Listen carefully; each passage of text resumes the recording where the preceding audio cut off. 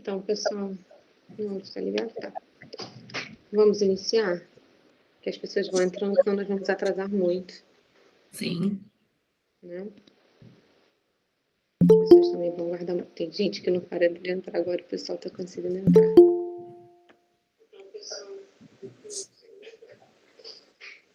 Está conseguindo pelo YouTube, né? Agora a gente já conseguiu transmitir pelo YouTube também, tá?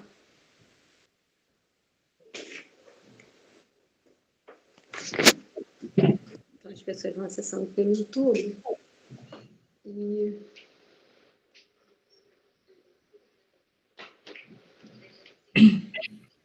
pelo Meet, pelos dois links.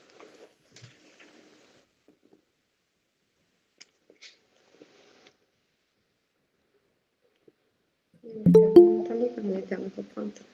Tem que virar o telefone.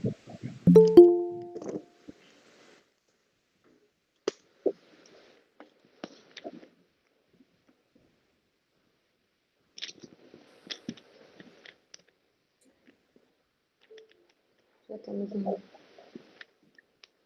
boa quantidade de pessoas já estão entrando. Gente, eu tô louca com os computadores, com o telefone, tá com tudo aqui. Mas vamos lá. Parou um pouquinho. Bom dia, pessoal. Bom Pra quem não me conhece, eu sou a Flávia Lobo, sou fisioterapeuta, mestranda em Biociências na UERJ, especialista em UTI neonatal e pediátrica pela Interfísio, especialista em gestão em saúde pública pela UF e diretora da saúde hospitalar. Quero agradecer a vocês por toda a paciência, estarem aqui novamente, com todos os transtornos que nós tivemos na semana passada, e vocês continuaram aqui. Agradecer pela confiança de vocês, tá? E pedir desculpas por tudo que aconteceu da última vez. Hoje nós vamos ter, como aquelas duas palestras já foram realizadas na semana passada, nós não vamos repeti-las, tá? Elas já aconteceram. E hoje nós vamos ter apenas 3 palestras, porque 2 palestrantes, devido ao nosso vou pedir para que todos desliguem o som, por favor, do microfone. Como aquelas 2 palestras já foram realizadas na semana passada, nós não vamos repeti-las, tá? Elas já aconteceram.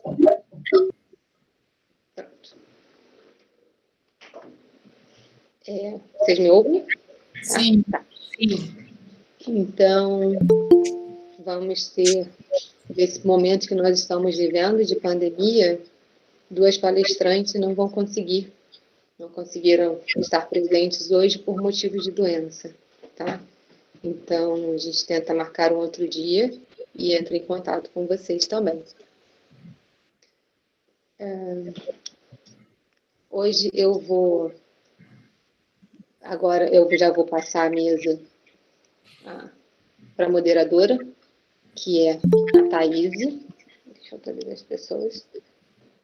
A Thaís Polizelli. Tá?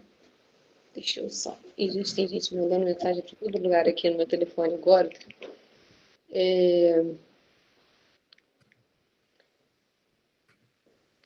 Deixa eu só achar aqui. A Thaís Polizelli. A Thaís, que é nutricionista. Tá? Peraí, deixa eu voltar aqui. A Thaís, que é nutricionista, mestranda na área de oncologia pela Unicamp.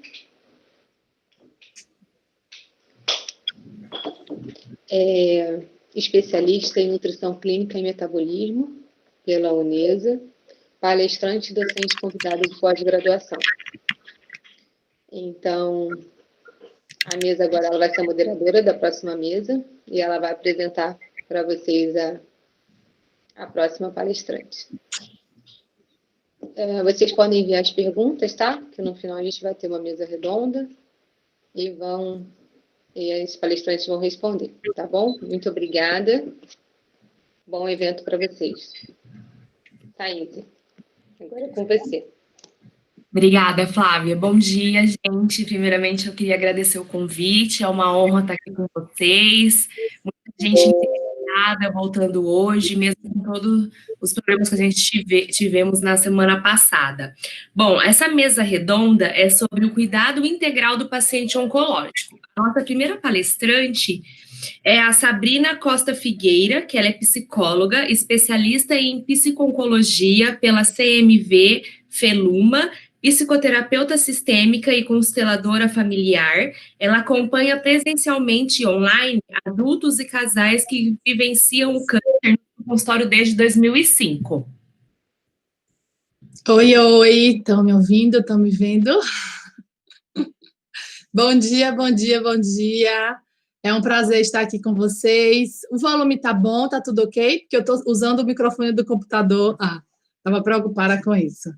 Então, minha gente, quero agradecer à Saúde Hospitalar pelo convite, agradecer também a paciência de todos do sábado passado para cá, e é uma satisfação para mim, vou compartilhar aqui já a tela, falar sobre esse assunto. Na verdade, quando Flávia me convidou, ela me deixou à vontade, né, para escolher um tema, e eu pensei num tema que é útil para todos os profissionais de saúde, pensando que aqui tem estudantes e profissionais de várias áreas, né? Então, um tema que é importante a gente ter esse olhar. E aí eu vou aqui compartilhar. Vocês estão vendo a tela? Espera aí. Espera aí que eu não estou ouvindo, então eu não sei se vocês estão, se está tudo ok. Está ok? Opa, será que é assim? Não, espera aí. Que eu nunca compartilhei. Ixi, espera aí. Sabrina, você pode apresentar normalmente, só que você não vai conseguir visualizar a gente. Aí qualquer coisa a gente vai ter que falar por áudio aqui. Tá, pronto, ótimo. Você pode colocar para apresentar a tela cheia normalmente. Será que está a tela cheia? Não, ainda não está. Você tem que colocar. Acho que eu apertei errado aqui. Espera aí. Deixa eu parar e abrir de novo. Obrigada aí pela dica. Ai, meu Deus, espera aí. Não, cadê? Deixa aqui aberto. Aqui. Pronto, ótimo, vamos lá. Então, como Thaís já me apresentou, né? Eu atuo em psico-oncologia, eu acompanho pacientes oncológicos desde 2005, e de lá até hoje, e atualmente no meu consultório, né? Pacientes, familiares, profissionais de saúde, né? Eu acabo atuando com a psicologia oncológica, né? Mais especificamente no meu dia a dia. Mas eu tenho especialização em psico-onco, eu vou explicar a diferença de uma coisa para outra. E eu escolhi falar hoje sobre autonomia e autocuidado. São dois conceitos que os profissionais de saúde precisam estar muito atentos para estimular, incentivar, ajudar o paciente na manutenção, né, da autonomia e do autocuidado. Vocês vão entender por quê. Então, o que é psico-oncologia? Repare como é que é essa palavra, né? Psico-oncologia. Na verdade, ela é uma interface entre a psicologia da saúde e a oncologia. Não é uma especialidade da psicologia, não é. Na verdade, é uma especialidade da oncologia. Então, qualquer pessoa que trabalha em oncologia pode ser especialista em psico-oncologia. Inclusive, na especialização que eu fiz, tinha profissionais de várias áreas diferentes, tá? E por que surgiu essa área, né? Quem foi que começou a psico-onco? Foi a doutora Jimmy Holland, nos Estados Unidos, na década de 70, porque ela começou a perceber que as variáveis psicológicas e comportamentais interferiam tanto na origem do câncer, na incidência, para o câncer ser desenvolvido, tinham ali aspectos emocionais também influenciando, e também do diagnóstico durante o tratamento, ou seja, sobreviver ao câncer, superar ao câncer, os aspectos psicológicos também influenciam. E, além disso, ela percebeu o impacto que o câncer tem, e todos nós aqui sabemos, né, o impacto do câncer no paciente, na família, nos profissionais de saúde, né? É uma doença que tem um impacto muito significativo na vida de todos os envolvidos, né? E aí, aqui no Brasil, na verdade, quem trouxe a psico-oncologia para o Brasil foi Maria Margarida de Carvalho, Magui. Ela foi a pioneira aqui no Brasil. Um tempo depois, a psicóloga Maria da Glória Gimenez tentou conceituar, organizar a psico-onco aqui no Brasil, que vocês vão ver que de maneira muito semelhante à doutora Jimmy Holland. A doutora Jimmy Holland era psiquiatra, tá? Olha que legal isso, né? Então, o que Maria da Glória Gimenez fala? De que tanto a etiologia e o desenvolvimento do câncer, como eu estava falando, né, são associados aos fatores psicológicos, sociais e comportamentais, além dos físicos. Isso é interessante da gente considerar. A gente já sabe hoje em dia, né? Os aspectos nutricionais, hábitos de vida, estilo de vida, vários aspectos influenciam, né? Inclusive os psicológicos, né? E o que eu achei legal de trazer da perspectiva de Maria da Glória é esses dois fatores. A adesão ao tratamento oncológico é muito influenciada pelo fator psicológico. Inclusive, uma das grandes funções de um psicólogo na oncologia é exatamente ajudar o paciente na adesão, para que ele consiga fazer o tratamento do início ao fim, tá? E, além disso, a importância de unir remédio e comportamento, né? Então, a tecnologia comportamental junto com a tecnologia medicamentosa, né? Porque a gente é um ser integral, o ser humano é um ser integral. Então, apenas considerar o corpo físico, a gente prejudica o indivíduo por conta de ter outros aspectos que nos influenciam, né? Deixa eu seguir aqui adiante.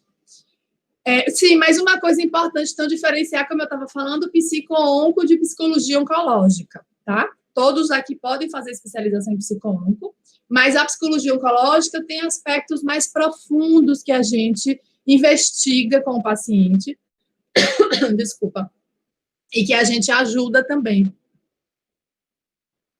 como aspectos mais psicológicos profundos do desenvolvimento do câncer mesmo, questões emocionais que interferiram no desenvolvimento do câncer. E, ao mesmo tempo, ressignificação da vida a partir do câncer. Então, tem muitas coisas que o psicólogo vai fazer no atendimento mesmo, diretamente no tratamento psicológico, tá? Mas eu quero trazer aqui para vocês essa realidade oncológica. Que contexto é esse que uma pessoa, quando descobre o câncer, se depara?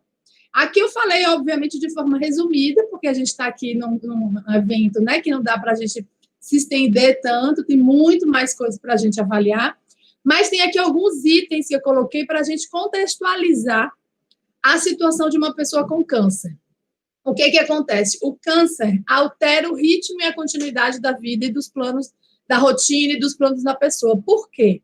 Chega aquela notícia impactante e a gente precisa considerar que sempre o câncer é uma má notícia, sempre. Não porque a gente quer dar a má notícia, não é isso, mas é porque a notícia por si só é má, é desagradável, é ameaçadora, é assustadora. E por conta do tipo de tratamento que muitas vezes o câncer exige, altera-se o ritmo e a rotina da vida da pessoa. Então, aquela rotina, aquele planejamento é cortado, porque entra aí um tratamento oncológico. Consultas, exames, mudanças de hábitos, horários disponíveis para o tratamento, né? Muita coisa muda. Além mesmo das sequelas do tratamento, cirurgia, do tumor, que precisa, às vezes, que a pessoa se afaste do trabalho, mude a sua rotina, né, do dia a dia. É uma doença que ameaça a vida, e isso por si só mostra a complexidade do câncer, ainda que alcance a cura, mas até a cura tem uma ameaça, a gente sabe disso, né, tem um risco. É uma doença que escancara a finitude da vida e da morte, né, e a morte também, né? O câncer é uma grande luz que coloca na direção da morte, né? E isso é muito assustador para muita gente. Não porque a pessoa vai morrer de fato, não, porque as pessoas, inclusive, estão se curando muitas, mas mesmo assim, é uma experiência intrinsecamente reveladora da finitude da vida. E isso, para muita gente, mobiliza, mexe, faz a pessoa rever a sua vida. Algumas entram em depressão, em sofrimento profundo, né? Então, como eu já falei, repercute na paciente, na família e nos profissionais de saúde, né? Reduz a integridade, a dignidade e a autonomia. Isso é muito importante, gente, da gente pensar. Porque é uma doença que a pessoa ocupa um lugar de paciente, ocupa, às vezes, o nome de uma doença, ocupa o número de um leito. É mais um, né? Às vezes, dependendo de como a equipe de saúde conduz, é só mais um paciente. Então, a característica própria daquele indivíduo se perde muitas vezes.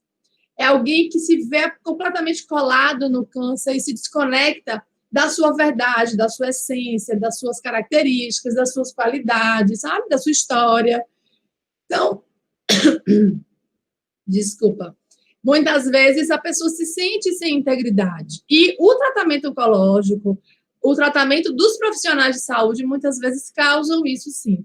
Além de diminuir a dignidade, a pessoa está exposta, sua vida está em aberto. Muitos profissionais dizendo o que é que ela tem que fazer, o que é melhor para ela. Muita gente querendo decidir por ela. E aí vem a questão da autonomia. Então, tudo isso é reduzido.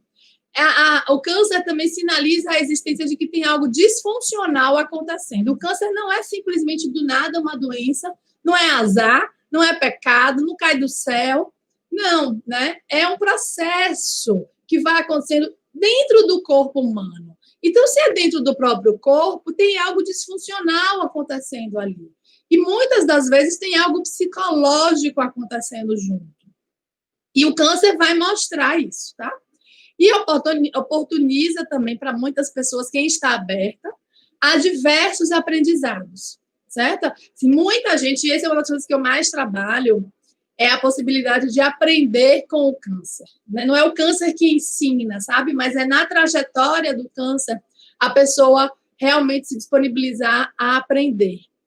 Só agora que eu vi que eu não botei a tela ser bem melhor, né?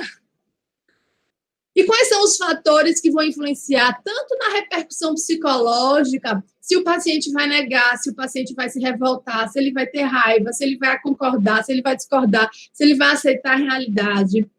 Todo jeito que o paciente vai se comportar ao longo de todo, desde a hora do diagnóstico, durante todo o tratamento, e inclusive depois do tratamento, no processo de segmento clínico, de cuidado da saúde, inclusive de prevenção, né? Tudo isso vai ser influenciado por fatores socioculturais, então questões com a cultura dele, religião, a sociedade em que ele vive, aspectos sociais dos relacionamentos dele, intrapessoais, porque tem a ver com o indivíduo, então história de vida, faixa etária, momento de vida. Que momento esse indivíduo está? É alguém que acabou de casar e, de repente, se vê com câncer? É alguém que acabou de se aposentar e o câncer aparece? É alguém que estava no momento de mudar de trabalho, por exemplo, de profissão, e o câncer aparece? É uma mulher que está grávida e descobre um câncer? Que momento é esse? O que está acontecendo na vida dessa pessoa quando o câncer aparece? Isso influencia demais no modo de enfrentamento do paciente. Então, vários valores pessoais, experiências anteriores de doenças, de traumas, de perdas e também de conquistas, de superações, de descobertas, de aprendizados. Tudo isso vai influenciar. Aspectos interpessoais, e a gente pode pensar na família, na rede de apoio dessa pessoa. Isso influencia demais. Eu aprendi uma vez eu escutei de um oncologista, eu nunca mais esqueci essa frase. Uma coisa é paciente com família, outra coisa é paciente sem família. Tem muita diferença na adesão ao tratamento, no andamento do tratamento. E fatores clínicos, na perspectiva mesmo da doença em si. Qual é o estadio do câncer? Qual é o órgão? Quais são os sintomas que esse câncer está manifestando? Como é que está isso na vida da pessoa? Qual é a indicação de tratamento? Ela tem comorbidades? Não tem? Como é o tratamento? Que tipo de tratamento é? Também vai influenciar nesses aspectos, tá? E aí, então, vamos entrar no que é autonomia, afinal de contas, né? Por que a gente está falando disso?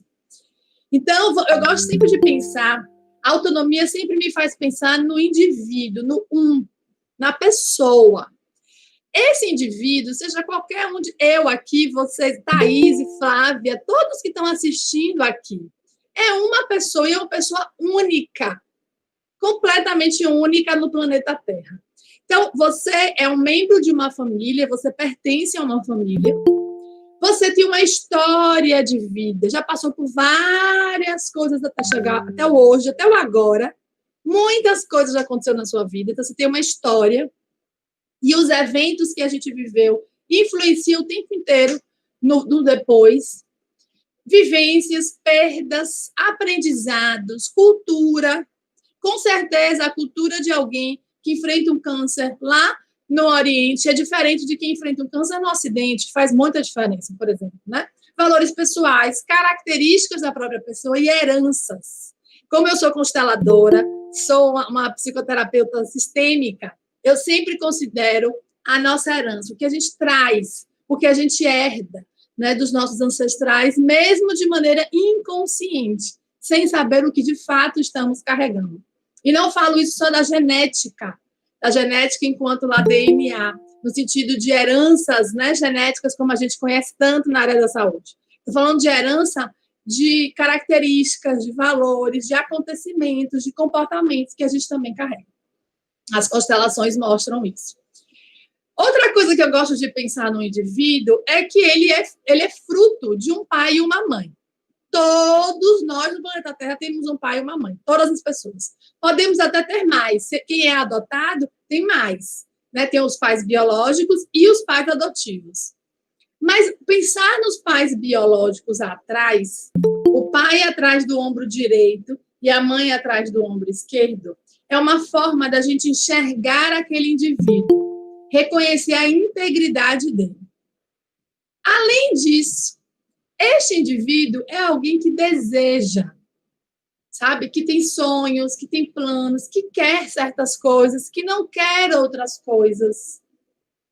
É um ser desejante. Na psicologia, a gente fala muito sobre isso, e isso move a autonomia, sabe? O que nos move, por exemplo, a estarmos aqui sábado de manhã, online. Acredito que a grande maioria das pessoas aqui passaram a semana trabalhando online, ou algumas até estão indo presencialmente, né? Mas eu digo assim, a gente está muito mais mergulhado no online. E aí você parar o seu sábado para estar aqui, é porque você tem um desejo de estar aqui. Tem algo que lhe move para estar aqui, que faz você acordar cedo para estar aqui. Então, a mesma coisa é com o paciente oncológico. Se ele vai concordar de fazer o tratamento ou não concordar, isso passa por um desejo. E não tem certo e errado quanto aos desejos de jeito nenhum. Por exemplo, ontem, na verdade foi anteontem, quinta-feira, me ligou uma mulher em que ela queria muito conversar comigo porque a mãe dela teve câncer de amígdala, já tinha feito a radioterapia e quimioterapia e estava deprimida. E ela queria muito que a mãe fizesse terapia. E ela queria saber, então, informações do meu trabalho, queria, né, marcar para a mãe dela e tudo mais. Aí eu perguntei a primeira coisa, assim, sua mãe está lúcida? Ela disse, está. Sua mãe está entendendo todo o processo do câncer? Ela entendeu todas as informações, fez o tratamento do direitinho? Sim. Ela sabe de tudo, ela vive isso ativamente, certo? E ela quer atendimento psicológico? Às vezes sim, às vezes não, mas não quero muito. Eu falei, bom, se ela é lúcida, está bem informada, você vai dizer a ela que eu estou disponível para atendê-la e vai passar o meu telefone para ela e ela vai entrar em contato comigo quando ela quiser. Quando eu estou fazendo isso, gente, eu não estou resistindo a atendê-la, mas eu estou favorecendo, eu estou respeitando, na verdade, a autonomia dela. É a mesma coisa de alguém chegar, um familiar chegar para uma nutricionista e dizer assim, meu pai não quer comer de jeito nenhum, o que eu faço? Não sei o que lá. A nutricionista, claro que isso é uma coisa importante, claro que é, mas a nutricionista vai dizer assim, traga seu pai para a consulta. E na consulta, eu vou ver com seu pai o que é possível ser feito. Ou quando, por exemplo, uma família quer ir no oncologista com os resultados e não traz o paciente. O oncologista não deve atender esse paciente sem a família. Atender a família sem o paciente. Porque retira a autonomia do paciente. Quando a família está fazendo isso, a família, na verdade, está retirando a autonomia do paciente. E nós, profissionais de saúde, precisamos sempre considerar a autonomia do paciente, sempre lembrar a família, a equipe, de que o paciente tem desejo, tem opinião, tem informação, se ele estiver lúcido e orientado e informado. Então, ele pode dizer o que é que ele quer, certo? Então, autonomia nada mais tem a ver com capacidade da vontade humana de se autodeterminar e fazer as suas escolhas, mesmo que sejam escolhas que tragam consequências, que tragam responsabilidades, que tenham custos muito altos, mesmo que ele se arrisque, por exemplo, decidir não fazer o tratamento oncológico é um grande risco, a gente sabe disso. Mas se ele escolher isso, ele é responsável por isso. E é uma escolha dele, não tem certo nem tem errado, basta nós, profissionais de saúde, respeitarmos isso. Algumas vezes será baseado em autonomia... Espera aí que eu não estou conseguindo enxergar aqui. O próximo, espera aí. Deixa eu sair aqui, senão eu não enxergo o que estava escrito. Algumas vezes, essa escolha vai ser baseada em informação, como eu estava falando, outras vezes não. E é uma escolha, gente. Se a pessoa está lúcida e orientada, ela pode escolher. E aí, a consciência dessa responsabilidade ou não. O papel do psicólogo na oncologia, na grande maioria das vezes, é trazer a consciência, é ajudar o paciente a tomar consciência do que está ali acontecendo, dos sentimentos, do sofrimento e também das escolhas. Isso é ajudar o paciente na direção da saúde, é que o próprio paciente tenha consciência e responsabilidade das suas escolhas, mesmo que lhe custe muito. E aí, exemplos, então, de autonomia, tomada de decisões, seja qual for ela, se eu vou mudar o hábito alimentar, se eu vou continuar comendo aqueles alimentos cancerígenos, aquelas coisas que tinham péssimo hábito alimentar, é escolha dele. Sim, ele está no direito de escolher. Se ele estiver lúcido, orientado e bem informado, ele pode escolher. Maneira de perceber a realidade e dar significado. Por exemplo, quando o paciente está negando a situação. É muito comum a equipe, os profissionais de saúde, ficarem se sentindo mais impotentes ainda quando o paciente nega o câncer.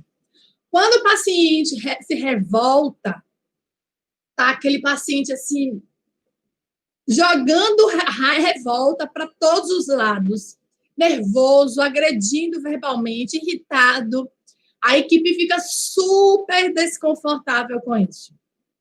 É claro que incomoda, mas isso é uma maneira dele olhar a situação, é uma maneira dele viver a realidade. E ele também tem autonomia nesse aspecto, tá?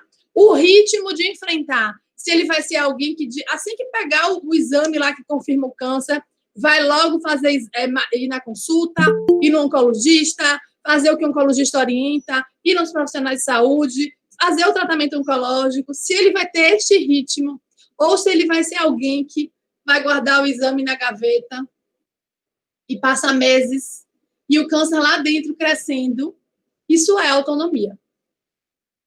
Certo? Então, é muito importante a gente pensar sempre nessa vontade humana de como lidar com as situações. Os membros familiares não se adaptam da mesma forma à doença, e por isso que, às vezes, tem conflitos. Por conta de cada um estar enfrentando de uma forma diferente, e todos têm autonomia. É claro que isso não é simples assim, é complexo, sim, e é por isso que a equipe de saúde pode ajudar o paciente e sua família, tá? Vou trazer uma frase aqui maravilhosa de Elizabeth Kübler-Ross. Eu espero que vocês estejam vendo o nome dela embaixo, porque é um nome que quem trabalha em oncologia não pode esquecer nunca. Elizabeth Kübler-Ross foi uma médica que na década de entre 60 e 70 foi trabalhar com pacientes terminais e descobriu o gigantesco tabu da morte que acontecia com os pacientes, e por isso eles eram abandonados muitas vezes pelas famílias, pelos profissionais de saúde, e ela foi escutar os pacientes oncológicos, e ela descobriu muita coisa, que felizmente ela colocou nos livros todos dela. O livro mais famoso dela é Sobre a Morte e Morrer, mas tem muitos outros, tá? A frase dela é o seguinte: a maioria, se não todos os pacientes, de algum modo já sabe do câncer. O paciente percebe isso pela mudança na atenção que recebe, pela maneira nova e diferenciada com que os outros o tratam, pelo tom moderado das vozes e o cuidado que todos à sua volta têm em evitar ruídos, pelo rosto lacrimoso de um parente, pela seriedade dolorosa de um membro da família que não consegue esconder seus verdadeiros sentimentos. Essa frase de Elizabeth é para falar, na verdade, daquele assunto assim, do silêncio, da conspiração do silêncio, quando o paciente não sabe que tem câncer, oficialmente não sabe que tem câncer, o médico não disse a ele, porque a família foi lá e pediu para não falar. Que hoje em dia isso não é permitido, o médico não pode fazer isso, né? Conforme o Código de Ética Médica. Mas isso acaba acontecendo. E quando a Elizabeth percebeu isso, ela disse, gente, não adianta fazer isso. O médico pode até não informar o paciente, mas o paciente sabe. E eu trouxe essa frase para mostrar da autonomia do paciente. O paciente, gente, sempre sabe o que está acontecendo, porque é no corpo dele, é na pessoa dele, sabe? Isso é um mecanismo natural mesmo. Então, aí eu quero trazer uma coisa muito ligada. O título da minha fala é autonomia e autocuidado, mas tem um outro termo super importante e que influencia muito na autonomia, que é a autoestima. Repare que a gente está falando o tempo inteiro do auto, né? Eu. Então, a autonomia tem a ver com como eu governo a minha vida. A autoestima tem a ver com o amor que eu tenho por mim mesma. A estima que eu tenho por mim. Sabe, quando eu falo por assim, estimo melhoras para você. Eu estou dizendo, eu desejo melhoras para você, né? Eu vibro melhoras para você. Então, estima tem a ver com esse sentimento, certo? Por mim mesma, né? Eu desejo o melhor para mim. A autoestima tem a ver com isso. Então, tem a ver com o amor próprio, tá? E quando alguém tem autoestima, isso vai influenciar na autonomia e no autocuidado. Por quê? Vamos olhar. Se a gente tem uma autoestima elevada, tem uma pessoa que tem amor próprio, gente, não tem nada a ver com vaidade, não.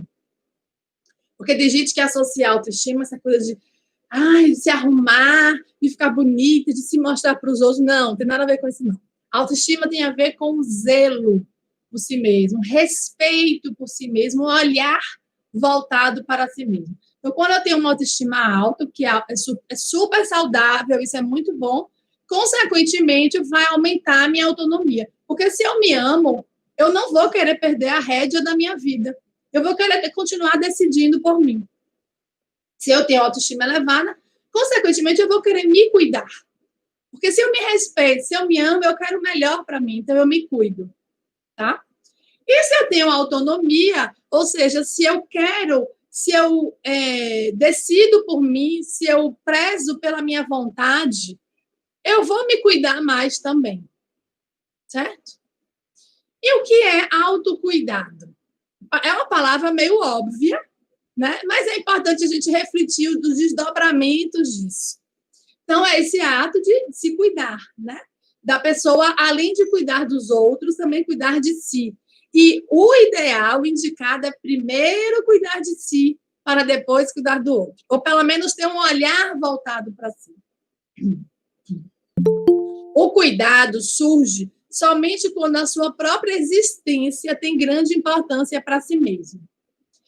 Então, pessoas que sofreram negligência dos pais, do Estado, da escola, pessoas que passaram por bullying, pessoas que passaram por indiferença, né, dos pais, abandono, pessoas que, quando crianças, viveram algum tipo de insegurança, tendem a ter uma baixa estima e, consequentemente, não se cuidar e, consequentemente, ter comportamentos de risco que levam a maiores chances de câncer e tantas doenças. Porque aí pode ir para os hábitos como alcoolismo, drogas, processos psicológicos de repressão dos sentimentos, descuido com a saúde, né? Não ir nos médicos, não fazer atividade física, e tudo isso vai tendo consequências, né? Então, quando alguém sente segurança no início da sua vida, quando alguém é valorizado, é bem cuidado, se sentindo seguro no início, na infância, é uma pessoa que tende a ter maior autoestima. Mas essa pessoa que teve essa experiência de insegurança, de negligência, de certo abandono também, de manipulação, às vezes, dos pais com os filhos, não significa que para o resto da vida ela vai ter baixa estima. Não, ela pode se trabalhar com o autoconhecimento, com suporte psicológico, com psicoterapia, e mudar a autoestima, claro que pode. E, consequentemente, desenvolver autocuidado. Tem uma coisa que eu vejo, né, visualizo muito frequentemente com as pessoas com câncer, acompanhando elas, que é um desenvolvimento desse autocuidado que antes não existia. Inclusive, isso é uma característica psicológica de quem vive o câncer. Antes só olhava para os outros, é uma tendência, eu já ouvi isso de vários pacientes. E com o câncer fala, opa, e eu? Sabe? Então, o autocuidado é uma coisa muito importante. Inclusive porque é um critério para ter mais saúde. Naturalmente, quem se cuida tem mais saúde. Então, passa pelo autorrespeito, atenção a si mesmo, proporcionar momentos de cuidado a si mesmo, permitir-se e relaxar. Certo? Permitir-se relaxar, né? Se permitir ter prazer, dar importância para si mesmo, que a gente fala, né? E o autocuidado alimenta a competência do paciente para enfrentar a doença, com certeza. Quem aqui já é profissional, já trabalha na oncologia, deve perceber isso várias vezes. As pessoas que estão atentas aos sinais do seu corpo, pessoas que cuidam da sua saúde, da alimentação, dos efeitos colaterais do tratamento, do seu psicológico, são pessoas que vão enfrentar muito melhor a doença. E aí eu trago um maravilhoso escritor, teólogo, que é Leonardo Boff, que ele fala muito sobre o cuidado. Ele diz o seguinte: todos nós, seres humanos, somos filhos e filhas do cuidado. Cuidado com letra maiúscula, de propósito, por conta de ser algo tão essencial à vida. Se nós estamos aqui, é porque fomos cuidados por alguém de alguma forma. Mas aí vocês podem falar assim, mas Sabrina, você estava falando lá de negligência, insegurança, a pessoa vai ter baixa estima.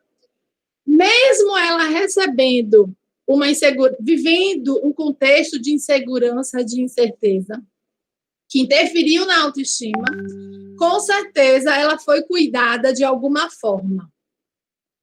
Mesmo que ela não tenha clareza consciente disso, assim. Porque senão a gente não chega no hoje. Então, a gente foi cuidado quando a gente foi alimentado, quando a gente foi educado, quando a gente recebeu limites, quando a gente se vestiu, quando a gente teve um lar para morar, seja qual for esse lar. Então, tudo isso é cuidado. O cuidado alimenta a vida, sabe? Sustenta a vida. E os filósofos consideram o cuidado essa verdadeira essência, como eu estava falando, do ser humano, tá? Hoje nós só estamos aqui, por exemplo, porque nós nos cuidamos, nós dormimos, alguém tomou banho, tomou café, se arrumou, cuidou do ambiente para estar aqui, cuidou de si, do seu trabalho para ter um computador, um laptop, uma internet, né? Tudo isso é cuidado. Cuidado passa por essa importância, né? Então, o cuidado, junto com solidariedade e com responsabilidade, é que salva a vida, a espécie humana e o nosso planeta Terra.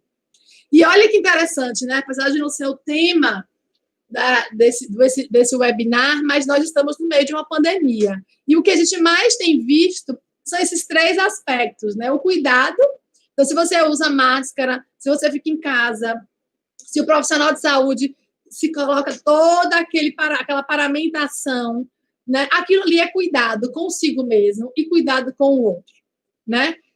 A solidariedade, a gente está vendo demais isso é maravilhoso, é diferente de piedade, muito diferente. Piedade passa pela pena, passa por um olhar de cima para baixo para o outro. Solidariedade, não. É se olhar igual e falar, poxa, se ele está num momento difícil, eu vou ajudar. E responsabilidade, a gente está tendo que ter responsabilidade. Ou para diminuir a contaminação do coronavírus, ou para aumentar a contaminação. Pode ter muita gente que não tenha consciência da sua responsabilidade, mas tem. Mas tem responsabilidade de crescer a pandemia ou de diminuir. Então, tudo isso passa pelo cuidado. E aí, Leonardo Boff diz para a gente, né? O cuidado sempre acompanha o ser humano, porque este nunca deixará de amar e de se desvelar por alguém, nem deixará de se preocupar e de se inquietar pela pessoa amada, ainda que a pessoa amada seja você mesmo, consigo mesmo, certo? Se assim não fora, não se sentiria envolvido com ela e mostraria negligência e incúria por sua vida e destino. E aí a gente pode falar negligência consigo mesmo, com a própria saúde e também com o outro, né? No limite, revelaria indiferença, que é a morte do amor e do cuidado. Então, vejam como que o cuidado é tão essencial. E aí, os atos de cuidar e amar são terapêuticos e libertadores. Gente, isso é algo que a gente pode estar o tempo inteiro identificando no paciente oncológico, na família, no profissional de saúde da oncologia. Identificar como é que está esse cuidado, como é que está essa autonomia, até que ponto o profissional pode interferir ali, ajudar a melhorar aquilo. Sabe? Todos nós profissionais da oncologia temos como ajudar o paciente no autocuidado e na autonomia, tenha certeza disso. E saiba que isso é terapêutico. Nem sempre um remédio para o paciente é literalmente um remédio, a cápsula. Nem sempre é a receita, o plano alimentar.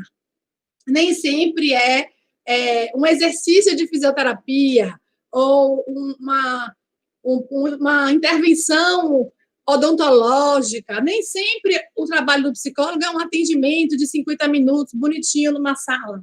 Às vezes, uma orientação no meio do corredor, um toque, um abraço, quando era possível, e vai voltar a ser possível com fé em Deus. Um olhar para o outro, olhar de verdade para o outro. Escutar o outro, que seja ali 5 minutos. É terapêutico. E é cuidado. É amor. E isso ajuda muito o paciente a manter a sua autonomia, libera ele para construir a própria história. Certo? Para terminar, eu acho que eu até já passei de 20 minutos. Eu trouxe aqui um texto que eu gosto muito, que eu achei, na verdade, eu achei esse texto tem muitos anos, e eu adoro ele. É de um autor desconhecido, mas eu acho que ele fala um pouco sobre nós, profissionais de saúde, na lida com o paciente. Então, leia esse texto se olhando como profissional diante do paciente. Eu não posso acabar com todos os seus problemas, dúvidas ou medos, mas eu posso ouvir você, e juntos podemos procurar soluções. Eu não posso apagar as mágoas e as dores do seu passado. Nem posso decidir qual será o seu futuro. Mas no presente eu posso estar com você, se precisar de mim. Estar ao lado apenas. Eu não posso impedir que você leve tombos, mas posso oferecer minha mão para você agarrar e levantar-se. Suas alegrias, triunfos, sucessos e felicidades não me pertencem. Mas seus risos e sorrisos fazem parte dos meus maiores bens. Não é de minha alçada tomar decisões por você. Nem posso julgar as decisões que você toma, mas eu posso apoiar, encorajar e ajudar se me pedir. Eu não posso traçar ou impor-lhe limites, mas posso apontar-lhe caminhos alternativos, procurar com você medidas de crescimento, formas de encontrar-se, meios de ser você mesmo, sem medo de rejeição. Esse é um autor desconhecido, mas eu acho que é um texto que retrata muito o que nós, profissionais de saúde, podemos fazer com o paciente. Para concluir, eu quero agradecer de novo por vocês me ouvirem aqui. Eu tenho Instagram e Facebook para pacientes oncológicos, dedicado a eles, né? E no meu site eu também escrevo para eles. Então, aí meus contatos, estou aqui à disposição para as dúvidas. Parar aqui. Sabrina, muito excelente aula, na verdade. Eu queria só comentar um pouquinho sobre a importância da aceitação mesmo, como você colocou, né? Porque que nem eu vejo na prática clínica que muitas vezes os pacientes, eles têm uma dificuldade até de aceitar a sua mudança corporal, né? Que tinham um biotipo X e com uma desnutrição, com a caquexia por causa do tumor mesmo, eles acabam ficando muito emagrecidos e têm dificuldade de aceitar. E essa parte da autonomia, eu acho de extrema importância, né? É muito difícil ainda, né, ter uma equipe multidisciplinar muito envolvida, né, dentro de um hospital, dentro de um ambulatório. A gente está quebrando esses paradigmas, mas falta realmente. E eu vejo que os nutricionistas, às vezes, acabam fazendo esse papel da psicóloga. Então, às vezes, eles têm mais liberdade com a gente do que com os médicos, que chega só na parte terapêutica mesmo, né? Então, realmente, é muito importante essa parte de acolhimento. E a aceitação do paciente, já fazendo o link para a próxima aula, que é a da nutricionista, eu achei legal, uma vez eu fui atender um paciente, e aí o paciente tinha 50 anos, ele era lúcido, né? Tinha acabado de descobrir câncer, e a filha dele, a família, né, querendo ajudar, ela sempre fala na frente do paciente, né? E aí a filha dele falou assim, e se eu fizer um suco de inhame cru para ele? Aí eu olhei pro paciente e falei assim, o senhor quer tomar um suco de inhame cru? Falei assim, porque nem eu quero tomar um suco de inhame cru. Aí ele, graças a Deus que você falou isso, eu não quero suco de inhame. Então, realmente, é que nem eu falo para a família, né? Não é não é um erro, né? É um cuidado excessivo que eles têm e acaba deixando o paciente as vontades de lado, né? Então, é muito importante já começar com essa discussão, para a gente poder abrir pontes e lutar por uma equipe multidisciplinar mais redondinha ali para acolher melhor esses pacientes. Então, eu vou deixar para você para mais tarde. Então, agora eu vou apresentar a nutricionista, que é a Priscila Goretti. Ela é do Centro de Oncologia Leste Fluminense. Ela é mestranda em Ciências da Reabilitação e Desempenho Físico-Funcional na Universidade Federal de Juiz de Fora, pós-graduada em Oncologia pelo Hospital Israelita Albert Einstein, em São Paulo, pós-graduada em Nutrição Clínica na Universidade Federal do Rio de Janeiro e também é especialista em Nutrição Oncológica pela Sociedade Brasileira de Nutrição Oncológica. Bem-vinda, Priscila. Obrigada, Thaís, e obrigada, Sabrina. Vocês estão me vendo, estão me ouvindo direitinho? Então, beleza, porque eu acho que a gente não consegue se ver, né? Enfim. Então, que bom que você apresentou antes, Sabrina, porque assim, eu já vou colocar meu slide, o título da minha palestra, da minha fala hoje é o cuidado nutricional com paciente com câncer. Então, vamos falar um pouquinho sobre cuidado. E, Thaís, assim como você, né, a gente vê todos os dias no consultório essa dificuldade de se enxergar novamente, assim. Eu tenho uma paciente que é muito característico. Toda vez que ela agenda uma consulta comigo, ela fala, Priscila, eu estou velha, eu estou envelhecendo. Olha o que a doença fez comigo. Então, a gente tem a oportunidade, né, de trabalhar numa equipe multi. A gente tem um núcleo de cuidados continuados também, que a gente atua junto na consulta, né, no mesmo momento. Então, a gente tem essa excelente oportunidade de favorecer, né, o paciente com esses atendimentos. Enfim. Então, vamos começar aqui a apresentação para a gente falar mais um pouquinho sobre cuidado. Deixa eu ver se eu consigo colocar aqui.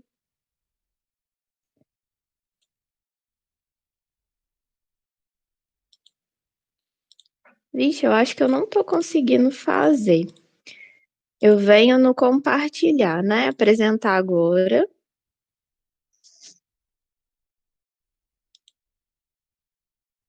Perfeito, achei. Estão enxergando direitinho, gente?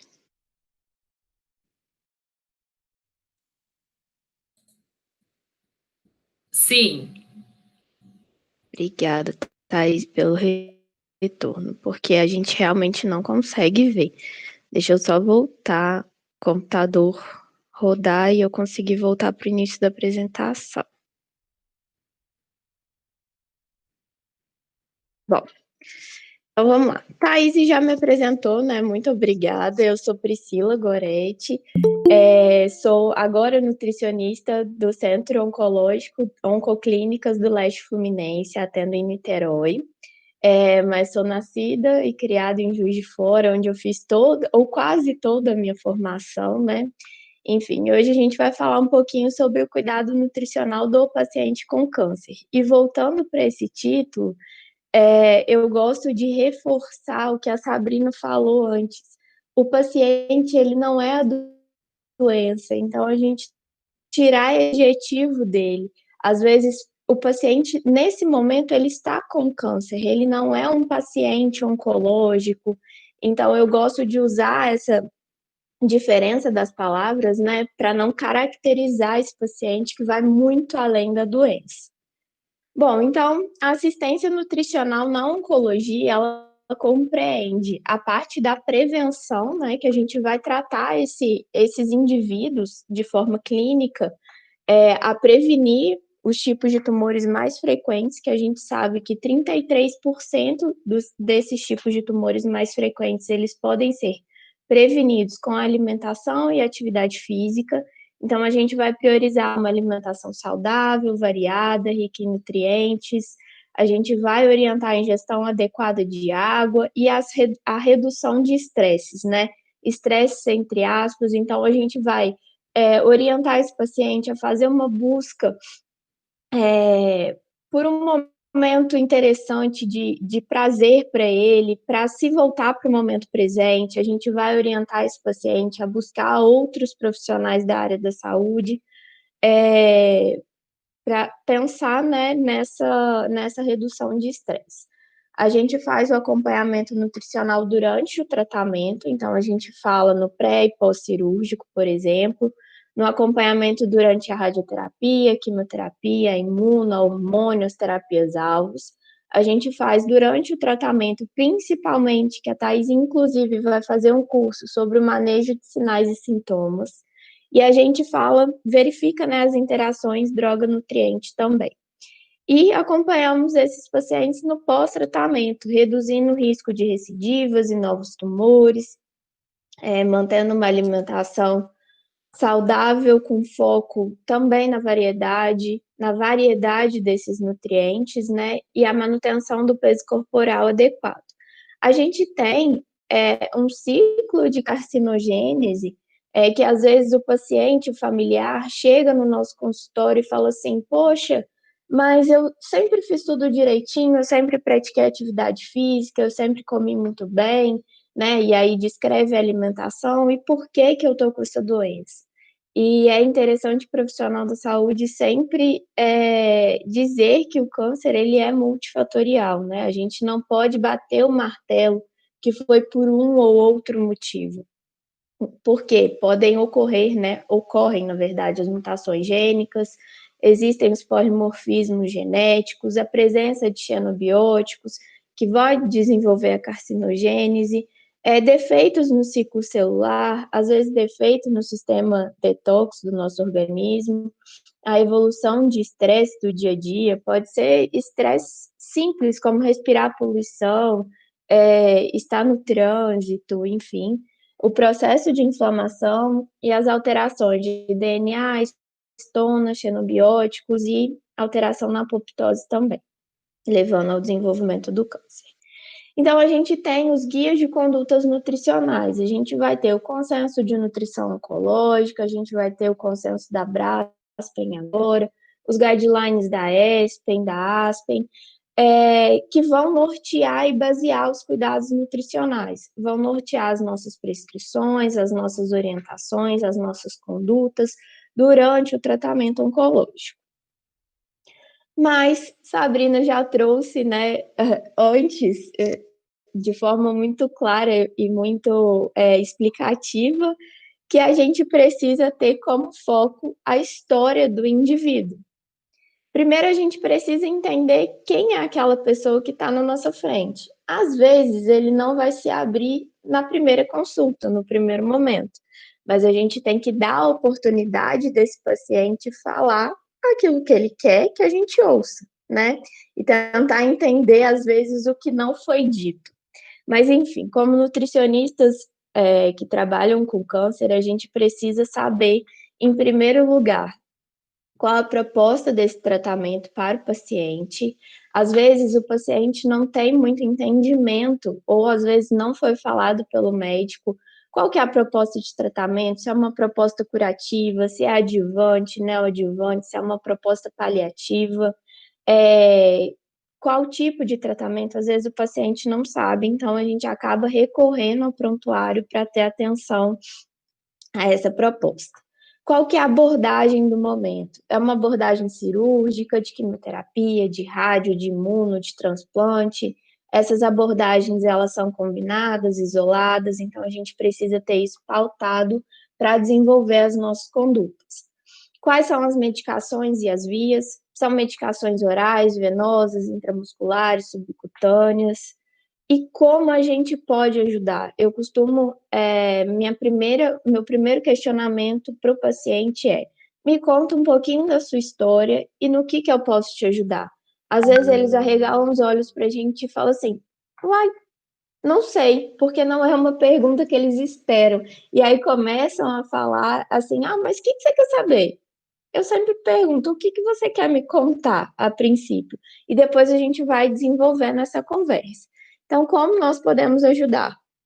De forma nutricional, a gente pode elaborar orientações nutricionais e realizar um plano terapêutico também, né? Prescrever um plano alimentar. A gente, de acordo sempre com a literatura, com os guidelines, em conjunto com o núcleo de cuidados, que a Sabrina também falou, é o paciente e a família. Então, a gente tem que pensar nisso tudo, porque às vezes a doutora Sabrina, no final de semana passado, ela falou que a gente precisa olhar para o cuidador também, né? Para aquele familiar, ou enfim, que acompanha o paciente. Porque às vezes ele também está precisando de orientação. Às vezes é ele que está emagrecendo muito, ou às vezes engordando, e a gente precisa fazer essa orientação para o núcleo também. Bom, então nossas condutas nutricionais, elas são pautadas no manejo de sinais e sintomas, no ganho psicológico, isso junto com a equipe multi, com a psicologia, a gente consegue fazer condutas mais orientadas, né, mais direcionadas. As condutas nutricionais, elas devem ter fundamental importância para melhor tolerância do tratamento e melhorar a capacidade funcional desse paciente, e sempre pensando na qualidade de vida dele. Então, como eu já disse, a gente pode fazer orientações nutricionais no momento da consulta, né? Fazer o manejo de sinais e sintomas, adequar o plano alimentar, verificar e prescrever a terapia nutricional oral, uma suplementação, né, via oral, uma terapia nutricional interal, se houver indicações de acordo com os guidelines, ou então uma terapia nutricional parenteral. Apesar de não ser prescrição nutricional, ela é uma prescrição médica, né, mas a gente leva sempre a necessidade para esse médico.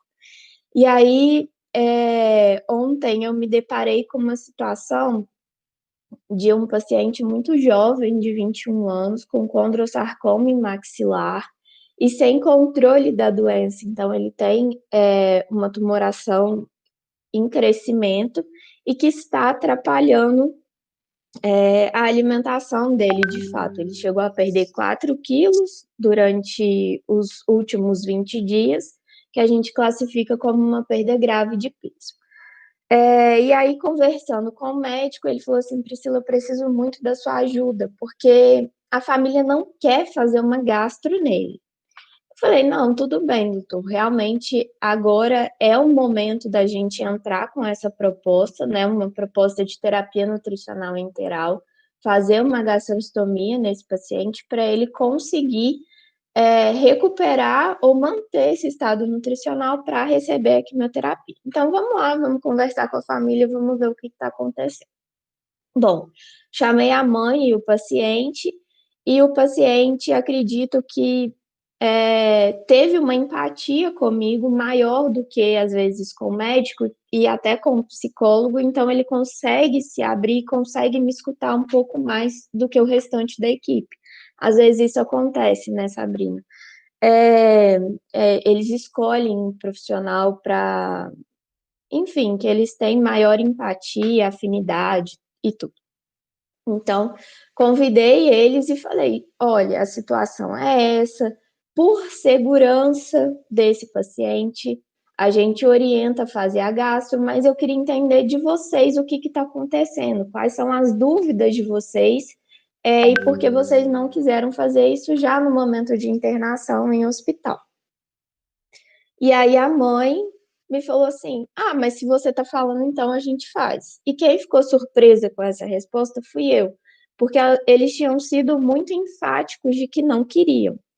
E aí eu fui perguntar, explicar, mostrei em fotos, eu abri um suplemento que eu tinha lá no momento e falei: olha, é assim, virei, é assim que vocês vão fazer, né? É esse líquido que vai entrar na seringa e que vai entrar na partezinha que fica de fora. Enfim, fui explicando da maneira que eu achava que eles estavam entendendo, e na mesma hora eles falaram: ah, que bom que não é aquela pelo nariz.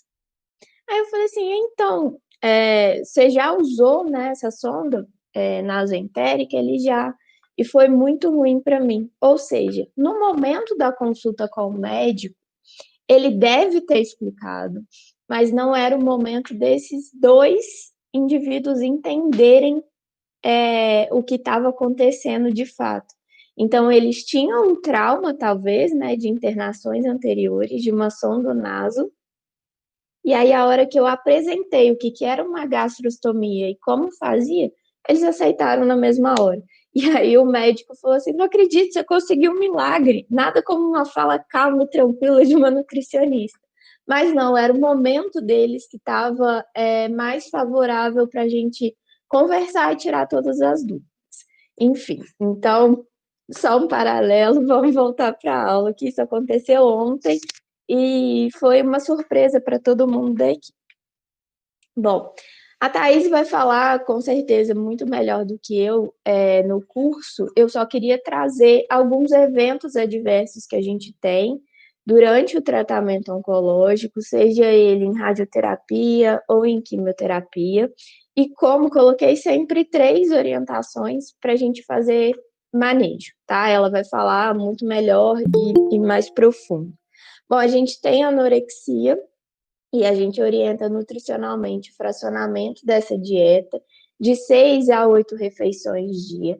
A gente sempre fala de preferências do paciente, então o nutricionista tem que estar com os 2 ouvidos muito abertos para ouvir desse paciente quais são as preferências, e aquilo que a Thaís falou, é preferência do paciente, não da família que acha que o inhame cru vai fazer diferença na imunidade dele. E a gente precisa avaliar a terapia nutricional oral, o suporte nutricional também. Na inapetência, falamos de fracionamento, novamente, as preferências e alimentações ou refeições com uma densidade aumentada, né, calórico-proteica. A disosmia, que é a alteração do paladar, a gente fala em preparações visualmente agradáveis, atrativas, né, e coloridas. A gente trabalha um pouquinho a memória afetiva e, mais uma vez, as preferências do paciente.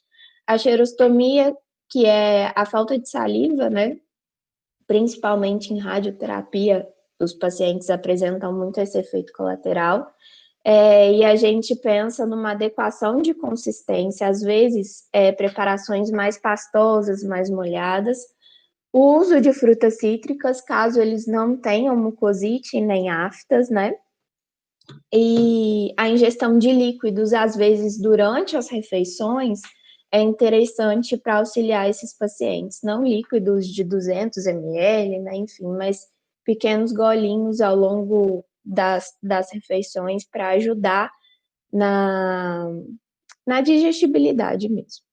A disfagia e a odinofagia, a disfagia é a dificuldade de deglutir, a odinofagia é a dor ao deglutir. a gente vai pensar em preparações em temperatura ambiente, vamos pensar na adaptação da consistência também dessas preparações e o fracionamento de 6 a 8 refeições ao dia. As náuseas e os vômitos, a gente tem que entender qual que é o momento que isso acontece. Se são náuseas e vômitos de forma aguda, em período tardio, se essas náuseas elas acontecem antecipatórias ou se são refratárias. Por exemplo, a gente teve uma paciente semana passada, muito jovem, com tumor de mama já uma recidiva metastática, e ela não comia nada durante o tratamento, porque ela dizia que sentia muita náusea. E fomos nós, psicólogo e eu, tentar entender por que ela tinha tantas náuseas, né? E conversamos, fizemos as orientações, e essa semana ela retornou para pegar uma medicação lá na clínica. Ela me chamou, falou: Priscila, eu não tive náusea. Então, às vezes, a gente percebeu que essa náusea era antecipatória, e ela conseguiu trazer para a consciência isso, que ela falou: era o ambiente que eu me tratava, que já me dava náusea. Eu já olhava as paredes, olhava os profissionais e já sentia náusea. Então, era antecipatório. E a gente conseguiu contornar, né, pelo menos por hora, essas náuseas, e ela está se alimentando muito melhor. Então, a gente vai falar também fracionamento de dieta e uso do gengibre para auxiliar nas náuseas. A mucosite, né, que são feridas na boca, que elas podem evoluir. Eu já tive pacientes com mucosite em grau 4, e aí a odontologia, sem dúvida, com a laser terapia, faz o padrão ouro que existe de melhor para tratamento dessa mucosite, mas só a odontologia com o laser não consegue recuperar um paciente mucosite grau 4, por exemplo, porque esse paciente precisa estar bem nutrido, ter um aporte proteico e calórico adequado para poder fazer essa cicatrização.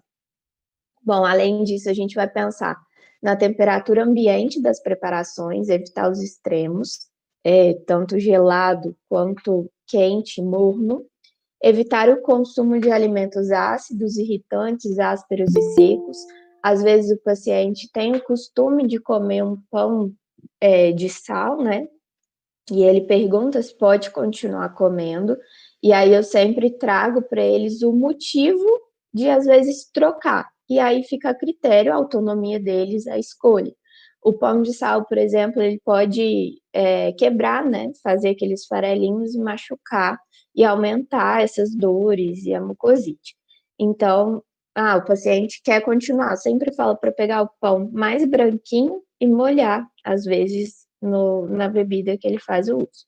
E a gente fala na modificação de consistência também. Aí vamos para a saciedade precoce, que é, sem dúvida, o efeito adverso mais comum que a gente tem, muito mais do que náusea e vômito. E a gente fala em abrandar as fibras na cocção, a gente fala do fracionamento aumentado e preparações com densidade calórico-proteicas também aumentadas. Diarreia, a gente investe na ingestão hídrica, alimentos constipantes, às vezes retirada de lactose e sacarose, a gente precisa avaliar. A constipação, adequar a ingestão hídrica, os alimentos laxativos, considerar os módulos de fibras. Na neutropenia, não faz mais sentido a gente excluir a ingestão de alimentos crus, isso já caiu por terra. Porém, muitos pacientes chegam ainda com essa orientação generalizada. A gente precisa, sim, investir e orientar muito bem com relação à higienização e sanitização desses alimentos de forma adequada. A pandemia trouxe para a gente uma conscientização maior da lavagem das mãos, mas às vezes esses pacientes ainda usam deixar de molhar água, lavar com água e sabão, e não, a gente precisa orientar. Ou água sanitária ou hipoclorito pronto para salada, para fazer a higienização desses alimentos. E o trismo geralmente ocorre na radioterapia de cabeça e pescoço, e a gente precisa adequar a consistência, os utensílios, às vezes utilizar o canudinho e avaliar o suporte nutricional oral também. Bom, e aí vamos falar de composição corporal, porque a nutrição ela não pode ser só uma nutrição afetiva, a gente tem que pensar sim na composição dessa alimentação, né? Porque a gente sabe que a quimioterapia agrava ou induz a sarcopenia, que é a perda de massa muscular associada à força, e tem associação com pior prognóstico. Esse artigo mostra muito bem isso, a farmacocinética das drogas frente à composição corporal, e ele é de 2001. Bom, a gente sabe que a farmacocinética ela se altera por conta da hidrofilia, que a gente vai ter menos massa muscular, corresponde, então, ao menor volume de distribuição da droga e menor concentração de albumina circulante. O medicamento de uso contínuo e consequências da composição corporal também é interessante a gente questionar esse paciente, né, para poder avaliar. Existem divergências literárias quanto à influência da obesidade na toxicidade da quimioterapia, e aí fica o questionamento. Utiliza-se redução de doses para obesos, porque a gente sabe que os indivíduos obesos, eles têm maior concentração de gordura corporal e, às vezes, uma menor concentração de massa muscular. E aqui a gente viu que a hidrofilia tem gera, né, um melhor volume de distribuição da droga e menor concentração de albumina circulante. O que significa isso? Esses pacientes têm uma maior toxicidade dessas drogas.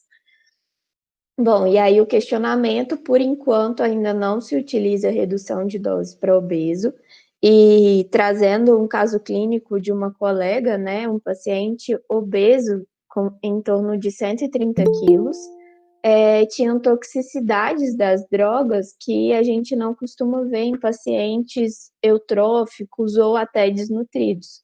Então, a gente precisa pensar muito bem no manejo que a gente vai ter com esse paciente, numa prescrição de suplementação nutricional, apesar da obesidade. Não é superfície corpórea, a gente precisa ver a composição corporal desse indivíduo. Bom, a desnutrição, né, é bem relatada no guideline da ESPEN e outros também. Mas o que eles trazem nesse guideline? Que o paciente com câncer com doença ativa, às vezes não é um paciente em tratamento que já está tendo uma resposta. É o paciente no momento que chega para a gente no consultório, ainda não tem uma proposta terapêutica e ainda não começou a entrar tratamento. O que ele tem? Um balanço energético negativo, com alterações metabólicas, um aumento da taxa metabólica basal, um aumento da resistência insulínica, aumento de lipólise e aumento de proteólise, e, consequentemente, né, devido a todas essas alterações, uma redução da ingestão calórica. E aí eu costumo falar com os pacientes, explicar para eles, né, que às vezes não adianta a gente dar 5.000 calorias nesse momento, porque a doença está ativa, ele tem uma necessidade calórica aumentada e vai continuar tendo. O que precisa parar, o que faz parar, né, essa necessidade energética aumentada, é a entrada das medicações. Então, a gente vai ter como consequência a desnutrição, que pode ser parcialmente reversível com suporte nutricional nesse doença ativa. Às vezes a gente não consegue, só com todo o suporte, né,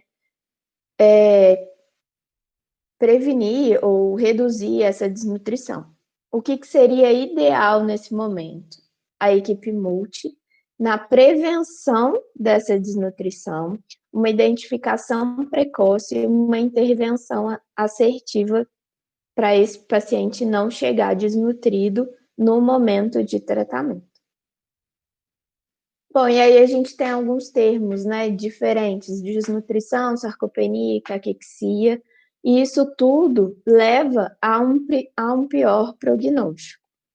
Aqui a gente tem que a redução da massa muscular durante a quimioterapia, ela é preditiva, ela é um fator independente associado com a sobrevida dos pacientes com câncer de cólon retal metastáticos.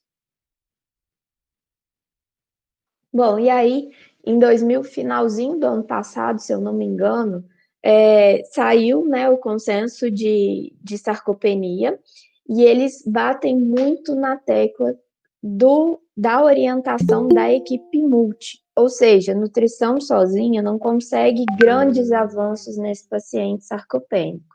A sarcopenia, eles classificaram, né, como a perda de massa muscular associada à força, e tem também a obesidade sarcopênica, que é o paciente obeso e que tem uma composição corporal completamente distorcida, com perda de massa muscular, qualidade do músculo e força.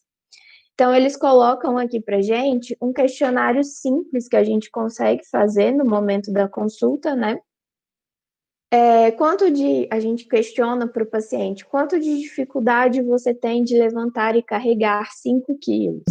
E aí os pacientes às vezes ficam olhando assim, aí eu gosto de exemplificar, faço assim, aquele saco de arroz maior, às vezes eles continuam parados e eu pergunto, se eu pedisse para o senhor pegar um saco de arroz ali no chão e carregar para mim até a recepção, o senhor teria dificuldade? Não tem dificuldade, ou tem muita dificuldade e não consegue. Então, eles vão respondendo e a gente vai pontuando. A gente questiona quanto de dificuldade ele tem para atravessar um cômodo, e essa, gente, é uma percepção do paciente, tá? Porque desde o momento que eu busco o paciente lá na recepção e trago ele e o acompanhante para o consultório, a gente já vai observando isso tudo. Como a Sabrina falou, infelizmente a gente não está podendo abraçar, mas antes, na época do abraço, a gente cumprimentava o paciente com um abraço ou um aperto de mão e já conseguia avaliar isso tudo, né? Avaliar a desnutrição, porque a gente pega aqui na região das costas, a gente conseguia avaliar a força de preensão palmar só no aperto de mão, mas infelizmente hoje a gente não está podendo fazer essas avaliações e fica subjetivo mesmo, e a gente precisa da percepção do paciente, que ajuda a trazer a consciência também um pouquinho, né? Então, a gente questiona quanto que tem de dificuldade para levantar de uma cadeira ou de uma cama, quanto que tem de dificuldade para subir um lance de escada de 10 degraus, mais ou menos, e quantas vezes caiu no último ano. E quedas que a gente verifica são quedas de forma espontânea, porque às vezes eles sempre remetem assim, foi o meu chinelo, que não está valendo nada. Ontem até um paciente falou, quase brigou com a esposa no consultório, falou, é aquele chinelo que não está valendo nada. E o paciente claramente sarcopênico. Bom, e a orientação que a gente tem, né, de acordo com esse guideline, é uma suplementação nutricional com adequação de carboidrato, proteína, talvez uma prescrição de leucina e HMB, atividade física e fisioterapia. Então, a gente precisa estar muito bem alinhado com a equipe multi. A gente sabe que a resistência insulínica aumenta o risco de sarcopenia, então a gente precisa nutrir esse paciente, precisa entrar tratamento para reduzir essa resistência insulínica. A gente identifica também a sarcopenia pela força de preensão palmar, e aí, em homens, a gente considera sarcopênico ou com risco provável de sarcopenia menos de 30, em mulheres menos de 20, e a gente faz a força de pressão palmar através do dinamômetro manual. Verificamos também através da circunferência da panturrilha, que em homens tem que estar maior ou igual a 34 para ser eutrofia, em mulheres maior ou igual a 33, independente da idade. Antigamente a gente fazia para o idoso, menor do que 31, mas aí o consenso já entrou e já caiu por terra esse valor de 31. Pacientes pré-operatório, obesos sarcopênicos, pode fazer também uma abreviação de jejum com 600 ml a 1 litro de solução de carboidrato, geralmente malto, até 2 horas antes da cirurgia. Então, o projeto Acerto entra também dentro desse guideline. E a sarcopenia, mais uma vez, e a equipe multi, eu trouxe esse artigo, né, que questiona se a nutrição ela faz diferença no manejo da sarcopenia, E no final eles colocam que realmente faz diferença com uma dieta hiperproteica, mas é necessário ter uma atividade física como estímulo anabólico para essa produção de síntese muscular. Mais um artigo também corroborando a questão do anabolismo da proteína relacionada à atividade física e à nutrição. Bom, e aí a gente tem a caquexia. Também o tratamento qual que vai ser? Nutrição mais atividade física. Tem alguns termos que na clínica a gente não utiliza tanto, mas teoricamente, a pré-caquexia, o paciente apresenta perda de peso inferior ou igual a 5%, com anorexia e alterações metabólicas. A caquexia, uma perda de peso igual ou superior a 5%, ou um IMC menor do que 20%, e perda de peso maior do que 2%, ou sarcopenia acompanhada de perda de peso corporal equivalente ou superior a 2%, uma redução da ingestão alimentar e inflamação sistêmica. Ou a caquexia refratária, que são aqueles pacientes com diferentes graus de caquexia, mas nos quais ainda há intenso catabolismo que não respondem ao tratamento anticâncer, ou seja, não respondem à medicação mais. Aqui, só para vocês conhecerem um pouquinho do nosso consenso de nutrição oncológica e entenderem como há diversos profissionais, né, da área da saúde, entenderem que a prescrição nutricional, ela abrange tanto uma prescrição afetiva quanto teórica. A gente precisa fazer esse combo, né, alinhar muito bem isso. E a gente tem no consenso as indicações de prescrição de calorias, a gente tem as indicações de prescrição de proteína, recomendação de ingestão hídrica de 34 a 40 ml por quilo de peso atual do dia, e a recomendação de vitaminas e minerais. Então, nossas prescrições não são tiradas assim de trás da orelha, né? Sempre tem indicação. E aí, para quase finalizar, eu trago um artigo do consumo dos alimentos minimamente processados como fator protetor do câncer de células escamosas, carcinoma de cabeça e pescoço, no Brasil, de uma colega muito querida, a doutora hoje, Olívia Perim Galvão de Podestá, e eles avaliaram que o consumo dos alimentos minimamente processados é fator protetor de forma independente. O que a gente quer falar com isso? Nutrição tem que ser menos cápsulas e produtos e mais comida de verdade. E pontualmente um suplemento, né, de acordo com aquelas necessidades, aquelas indicações nutricionais que a gente viu no slide anterior, e uma dieta integral também, de forma muito pontual. O nutricionista às vezes esquece que o que ele tem de melhor para trabalhar é essa variedade de alimentos. Então, a gente precisa focar muito bem nisso e fazer os nossos manejos utilizando tudo que a natureza oferece para a gente. Então, o nutricionista deve priorizar uma prescrição de alimentos orgânicos, tem que incentivar a variedade, mas tem que pensar na cultura também. Eu acho engraçado, como eu sou de Minas, a gente tem a questão da cultura muito enraizada, né? E uma coisa que eu senti diferença quando eu cheguei em Niterói foi o seguinte, eu falava, vamos tentar fazer um caldo de pé de galinha. Aí os pacientes me olhavam assim, o que é caldo de pé de galinha? Então, a gente faz aqui no Rio mocotó, que usa às vezes carcaça, usa o pé de galinha, o pescoço. Eu falei, é isso mesmo, estamos falando a mesma coisa. Então, o nutricionista precisa avaliar bem direitinho na hora da prescrição a questão da cultura. Outra coisa que é diferente, e às vezes eles assustam, é o nome, aipim, mandioca, macaxeira. Lá eles falam aipim, aqui em Minas mandioca e no Nordeste macaxeira, mas a gente está falando da mesma coisa.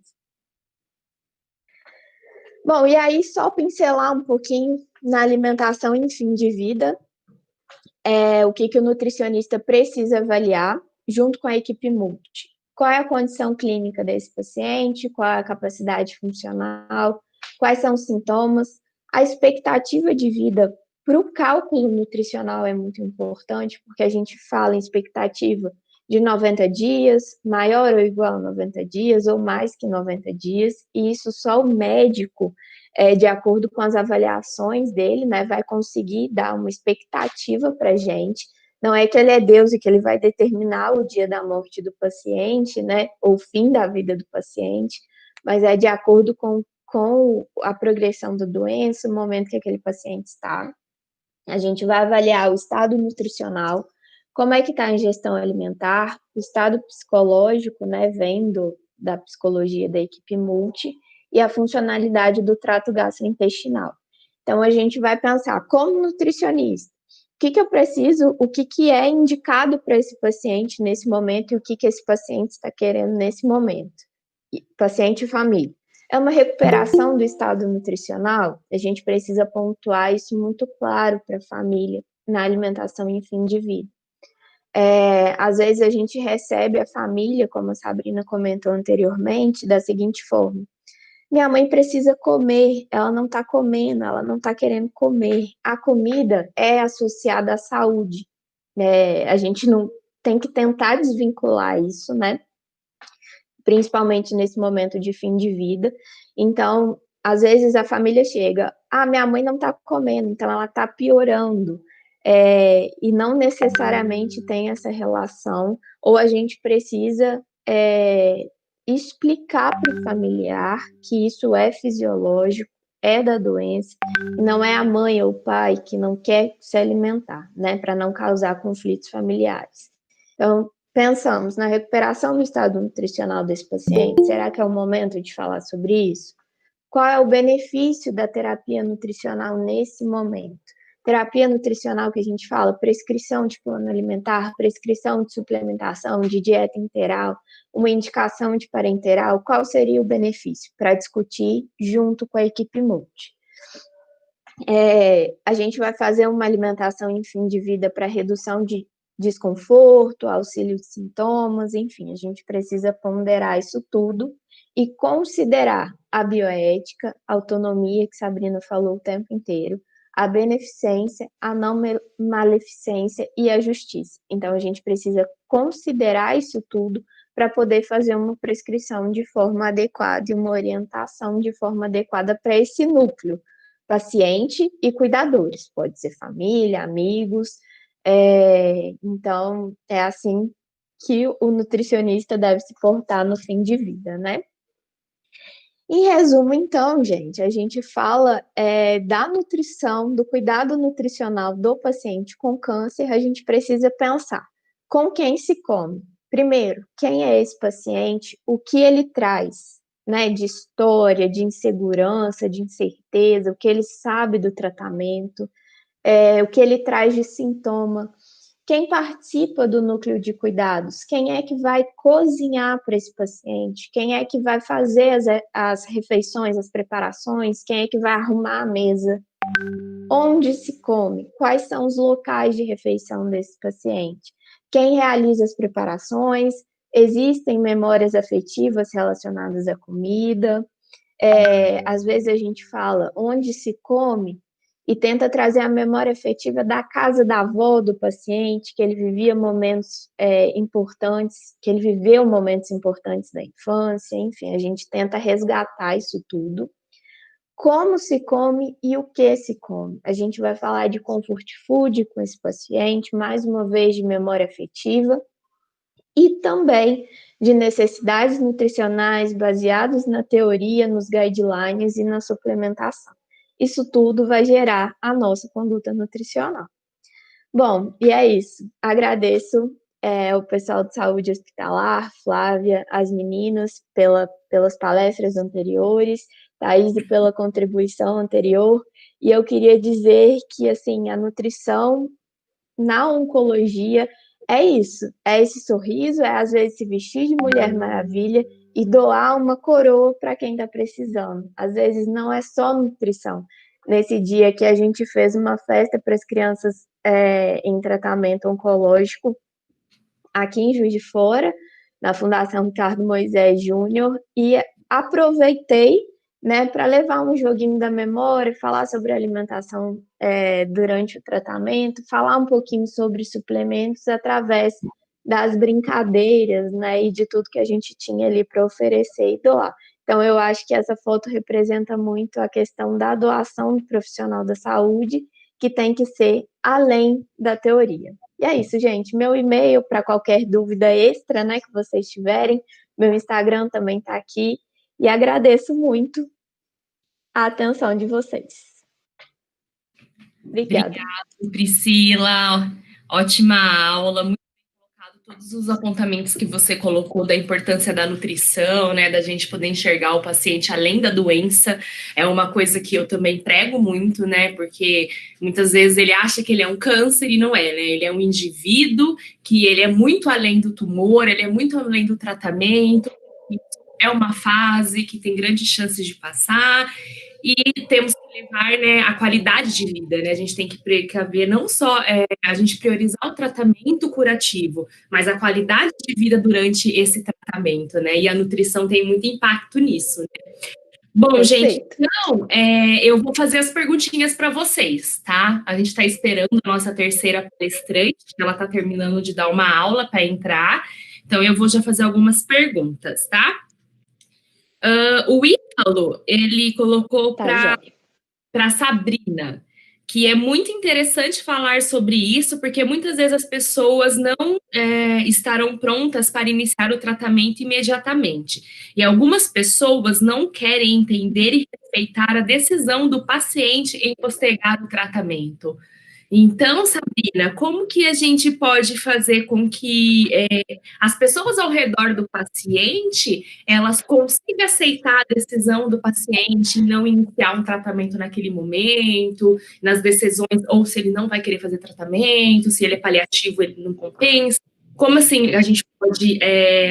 nós mesmo que não é nutricionista, né? Às vezes... não é psicóloga, desculpa. Às vezes cai a gente um paciente assim, nem a gente sabe como conduzir, porque não é a nossa área, né? E muitas vezes a gente até encaminha, se a gente tem a opção de ter vocês dentro de uma equipe multi, igual a Pri tem.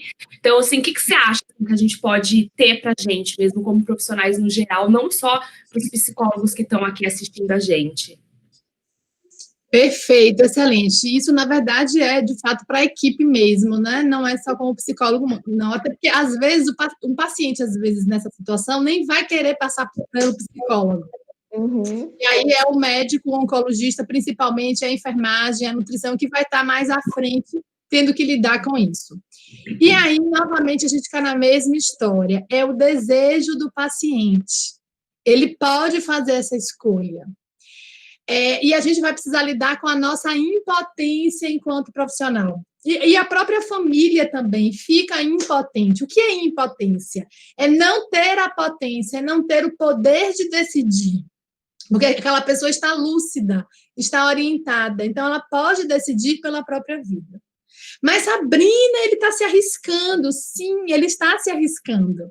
Então, no nosso papel enquanto profissional de saúde, qualquer profissional de saúde é informar o paciente sobre benefícios e perdas, né? Seja de fazer o tratamento, ele tem benefícios, ele também tem perdas. E escolher não fazer o tratamento tem benefícios e tem perdas. O paciente estando bem informado, com certeza ele vai tomar uma decisão de maneira mais empoderada, vamos dizer assim, né? Porque informação é poder. Então, ele vai ter informação para decidir. Mesmo assim, ele pode decidir por não fazer. E Priscila lembrou aí dos princípios éticos. E o princípio número 1 da ética é a autonomia. Então, não tem jeito. É como a pandemia, por exemplo. Está mais do que sabido de que precisa usar máscara e ficar em casa. Tem pessoas que, mesmo informadas, escolhem não usar máscara e sair. Isso é autonomia, gente. Isso faz parte da sociedade. Então, a gente vai ter que lidar com a impotência. Ah, entendi. Ótimo. O Ítalo tem um monte de pergunta para a Sabrina. Eu vou fazer para ela, depois a gente vai para a nutrição. Tá? Ele também gostaria que você falasse um pouco sobre a percepção e as mudanças psicológicas e comportamentais dos pacientes após o tratamento ou cura do câncer. Ótimo. Atualmente tem sido, inclusive, o público que eu mais tenho acompanhado. O que acontece na perspectiva psicológica? Talvez quem está aí na atuação perceba isso. Tem muitos pacientes que, durante o tratamento oncológico, não vai querer o suporte psicológico, que vai realmente querer focar na alimentação, no tratamento, nos efeitos colaterais, ponto. Nessa parte mais prática, mais objetiva. Porque já é bastante coisa para ter que lidar realmente. E vão escolher mexer nas questões emocionais, no impacto do câncer, no que o câncer provocou nele, em relação a ressignificar a vida, revisar a vida depois do tratamento. Isso é muito comum, muito comum. Ou, por exemplo, na fase de hormonioterapia, é o que eu vejo muito acontecer, porque aí é uma fase mais calma em relação à rotina, né, de tratamento. E com a cura, isso também pode acontecer, sim, porque aí ele vai buscar uma cura emocional também, né? Tanto no sentido de superar essa fase desgastante do tratamento, quanto no sentido mesmo de olhar as questões emocionais que contribuíram para o câncer. Isso pode acontecer, sim. Acho que eu respondi. Respondeu, sim, obrigado. E ele também gostaria de saber sobre o suporte que vocês podem dar no tratamento da família. Qual seria o suporte prestado para essa família de um paciente oncológico? A família faz parte desse combo unidade de cuidados, como a Priscila falou, e esse é o termo que a gente usa. Porque o câncer afeta a todos.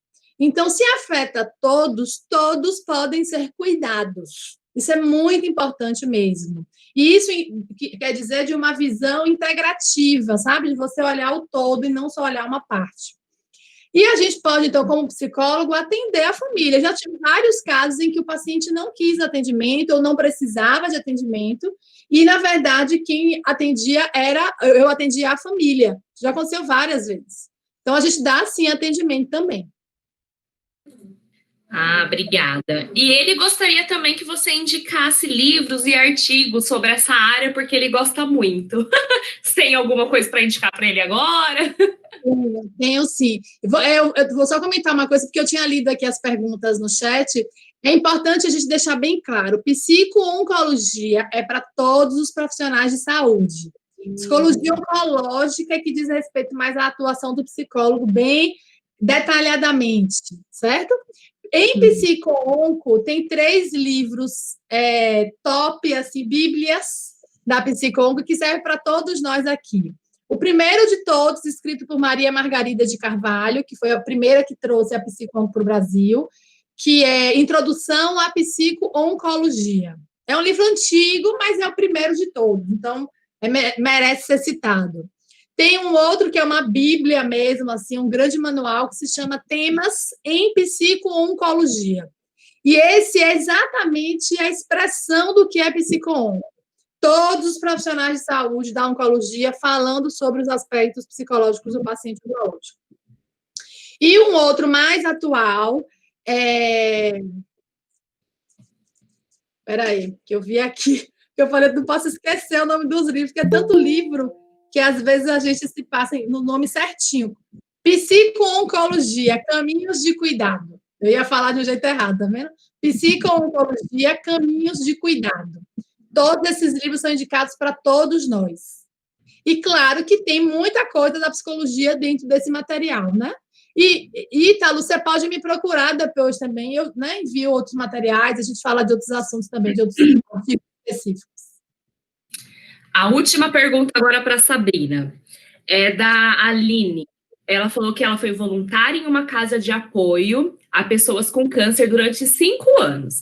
E ficou muito nítido para ela que o paciente precisa demandar o desejo de viver para prosseguir no tratamento.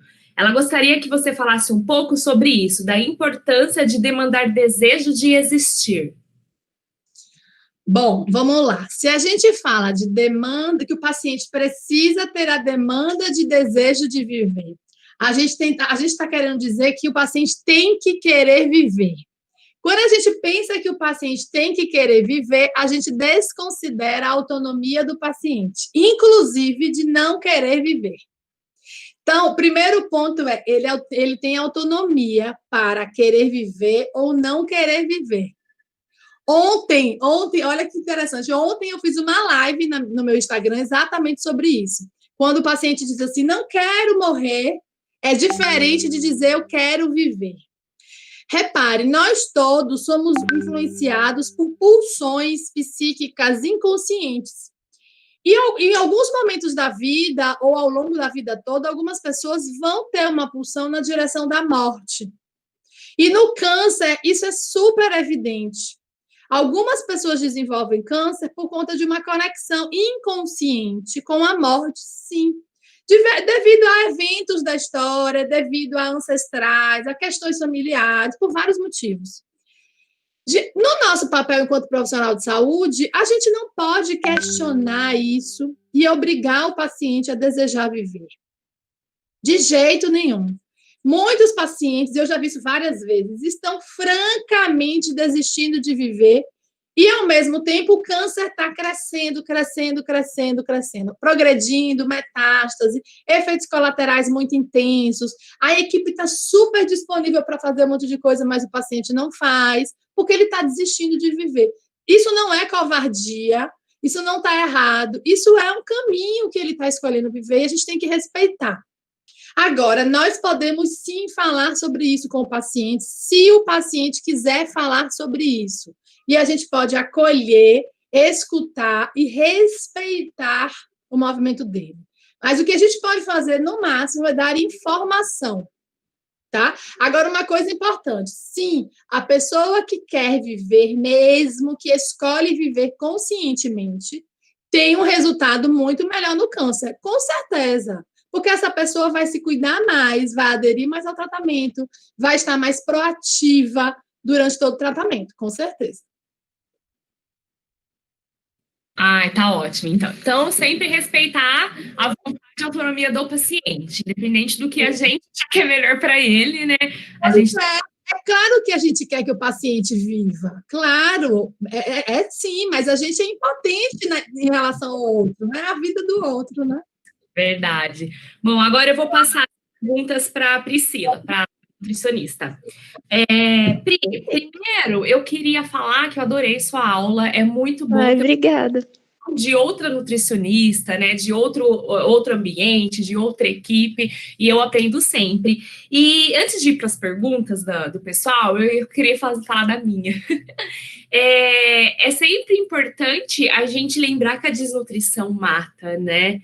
E eu não sei como você lida no seu serviço com essa parte da desnutrição referente à equipe multi, aos médicos, né? Se tem alguma resistência de passar sonda, se você já quer passar uma sonda porque você está para prevenir uma perda de peso, que você sabe que vai ocorrer por causa do tumor, do tipo de quimioterápico, dos sintomas, tudo.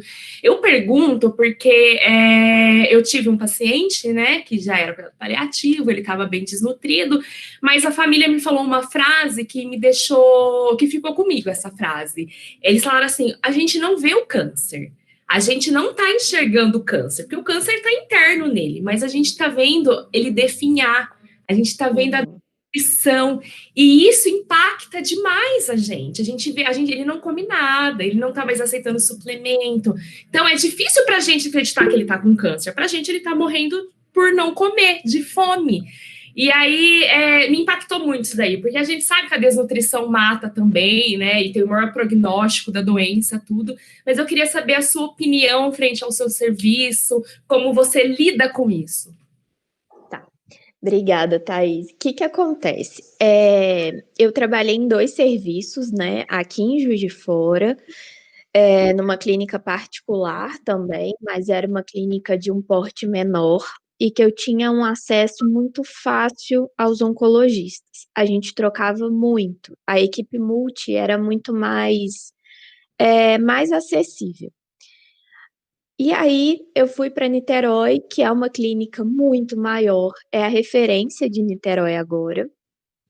E a equipe multi, principalmente os oncologistas e os hematos, a gente não tem tanta troca.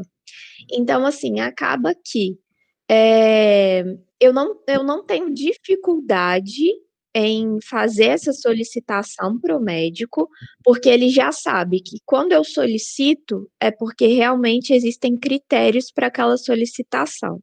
Antes, na clínica menor, a gente discutia junto, não partia da minha assistência somente. O médico, junto comigo, conseguia ver essa necessidade e fazer essa abordagem com o paciente e com a família.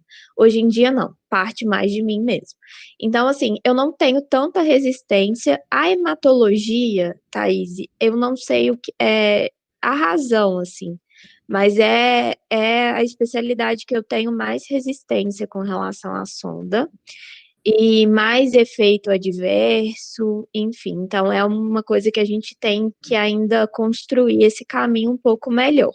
Então, realmente, a gente sabe que a desnutrição mata, a gente precisa nutrir esse paciente de fato, de acordo com os critérios, e também verificar o momento que esse paciente está. Se é um momento de quimioterapia, qual que é a proposta, aquela questão da expectativa de vida, enfim, voltar nisso tudo. Então, não sei se eu consegui te responder, mas eu tive essas duas experiências. Uma que eu decidia junto com a equipe, e agora que eu chego mais com a proposta para o médico. Posso complementar? Claro. Porque eu achei super pertinente isso. E aí é um exemplo bem claro de que nós, profissionais, podemos acolher essa família, né, que está angustiada, vendo, assim, literalmente, essa deterioração. A desnutrição é uma coisa que assusta mesmo, né? E tem, às vezes, limites. Então, acolher o sofrimento da família, dar espaço para a família falar, né? Ter empatia, se for possível, junto com o psicólogo, melhor ainda. E eu sei que as nutris fazem isso, eu já fiz isso com muitas nutris, né? Mas, assim, dar acolhimento, sabe mesmo? Não, acolher a angústia. Acho que é um grande trabalho que todos nós podemos fazer. Perfeito. Concordo plenamente, viu? E respondeu muito minha pergunta, Priscila, é que eu também tenho os dois casos, né? Um que a gente consegue ter uma dinâmica muito melhor com a equipe multi, né? E outro que a gente nem tanto, né? Eu acho que nós, profissionais, eu não sei se tem algum médico aqui assistindo, mas eu acho que é mais uma equipe multi mesmo. Então, a gente está galgando espaço ali, né? Ainda a gente está pegando o nosso lugarzinho e mostrando que a gente está ali para somar, né? Porque a gente tem que acolher o paciente num todo. Então, eu acho muito bacana essas discussões. Agora, perguntaram, Pri, a Renata, que ela gostaria de saber se antes do início da quimioterapia há uma alimentação adequada para preparar o organismo para receber o tratamento. Sem dúvida, porque a gente vai fazer a avaliação do estado nutricional desse paciente, né? A gente fala que antes do tratamento, o acompanhamento nutricional, ele é preventivo, então a gente vai pensar, ver qual que é o protocolo do paciente, qual que é a proposta, e quais são os efeitos colaterais mais comuns daquela medicação para poder fazer uma intervenção nutricional precoce. Então, existe sim uma orientação mais assertiva, mas vai depender de estado nutricional do paciente, como ele está chegando para a gente, proposta de protocolo, né?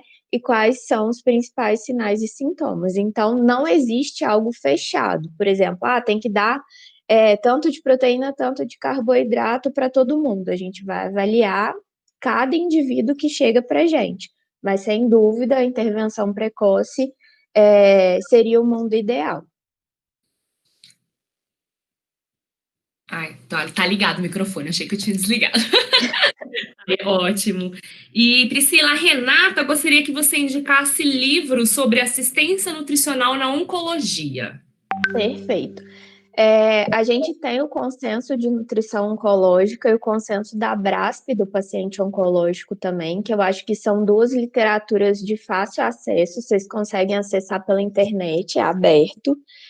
Então, se você, Renata, for profissional nutricionista, né, você consegue ter um entendimento melhor sobre a intervenção nutricional nesses pacientes.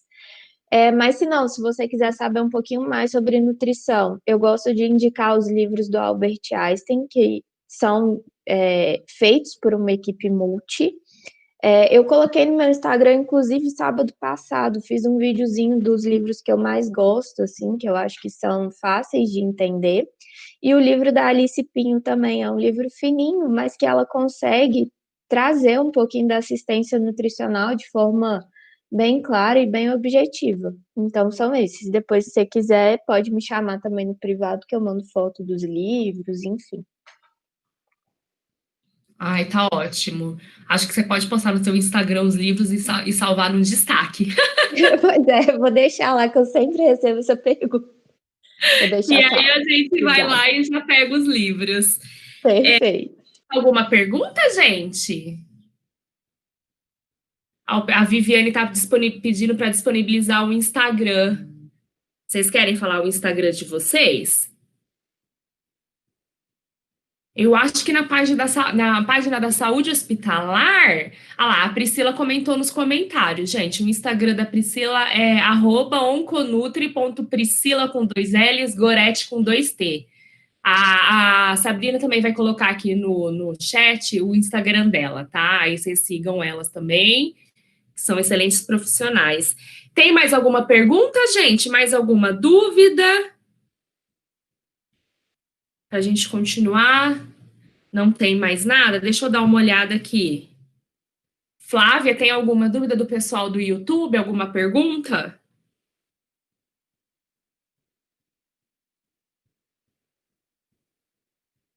Não, não temos mais nenhuma pergunta.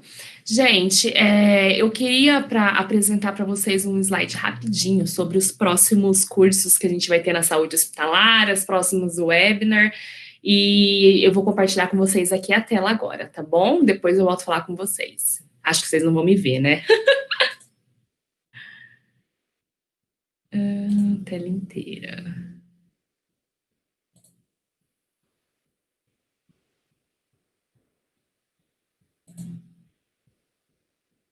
Ai, será que eu consigo compartilhar? Ainda não tá aparecendo pra gente, não, Thaís. Então, né? Tô tentando aqui, gente. É minha primeira. Tô aprendendo a mexer nessas coisas. Em apresentar agora, não é? Vai no apresentar agora e vai em uma janela. Uma janela. Ai, não tá Apareceu aí o que tem aberto no seu computador? só um minuto, gente.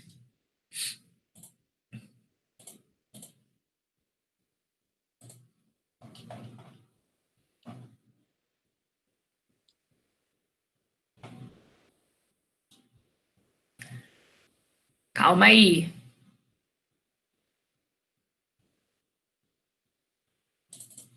Aí. Eu não tinha aberto, né? Aí não ia aparecer. Agora vocês estão vendo? Sim, Então certinho. tá. Gente, então esse é o nosso webinar, né? Ainda falta a palestra da farmacêutica Kaline Costa, que a gente está esperando ela terminar uma aula para dar para gente. Aí eu queria convidar todos vocês para o mini curso de cuidados paliativos da Ellen Borbeck, que ela é fisioterapeuta. O conteúdo programático tá bem legal, vai ser dia 15 de julho, às 7h30. O meu, que eu vou dar sobre nutrição para o paciente oncológico adulto, tá? Eu não trabalho com pediatria, então convido todos vocês também, vai ser no dia 27 de julho, às 8h30. E eu queria também convidar vocês, eu criei esse e-book, né, para compartilhar com os pacientes. São 50 páginas que eu trago as dicas de nutrição para o controle de sintomas, tá? Tá disponível, então, no meu Instagram. E a Priscila trouxe sobre cuidados paliativos, cuidados com pacientes neutropênicos, desculpa, e foi meu tema de mestrado. E eu criei essa cartilha para os pacientes da Unicamp, que eu abordo sobre a higienização das mãos, a higienização dos alimentos, tá? Então, também está disponível, caso alguém queira conhecer, né? Foi feito para os pacientes da Unicamp, com bastante dicas relevantes, porque a gente não exclui realmente mais frutas, verduras e legumes crus. E esse aqui é a cartilha da terapeuta Pamela. Ela ia dar uma palestra hoje, mas infelizmente ela está com suspeita de Covid, então não conseguiu estar aqui com a gente. Mas ela deixou essa cartilha, que é a atuação da terapia ocupacional em atendimento ambulatorial de assistência ao paciente oncológico. Então, se tiver alguma TO aqui, quem quiser saber mais sobre como a terapia ocupacional pode impactar, né, na assistência do paciente oncológico, a cartilha dela está disponível no @terapia60mais. Vamos também ter um curso muito interessante, né? Uma live, na verdade, no dia 14 de julho, sobre flacidez, um olhar multidisciplinar, com a Paula França, que é fisioterapeuta dermofuncional, e a dermatologista, a doutora Fernanda Aires. E dia 18 de julho, às 8 horas, a gente vai ter o webinar da saúde hospitalar em neonatologia. Então, é isso, gente.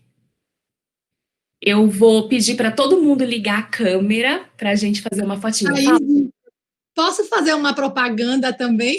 Claro, fica à vontade. Segunda-feira, depois de amanhã, eu vou lançar um e-book de meditação para paciente oncológico.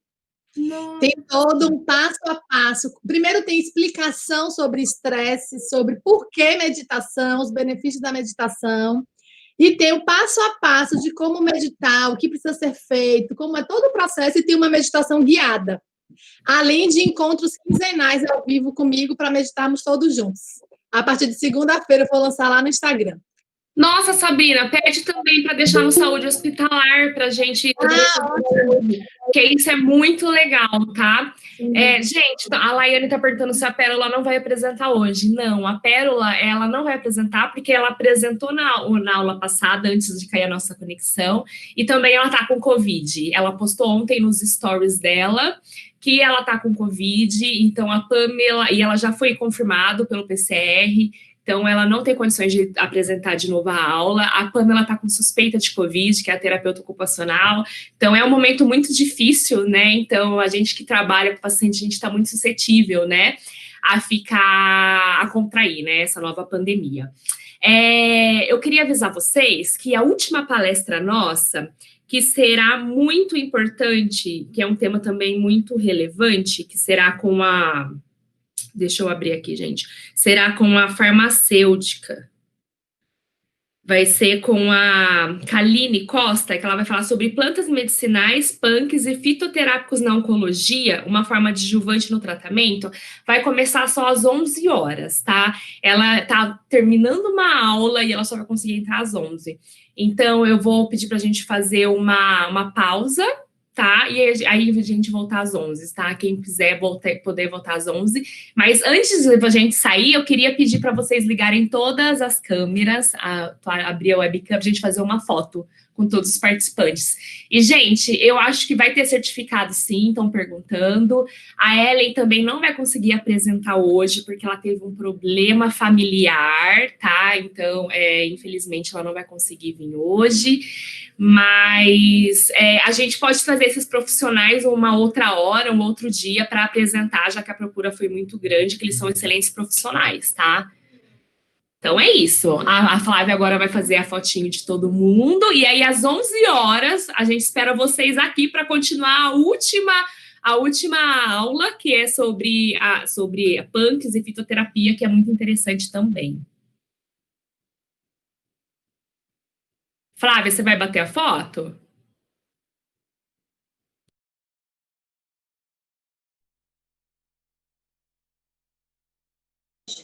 Oi, vou bater a foto sim, vou printar aqui do computador, tá?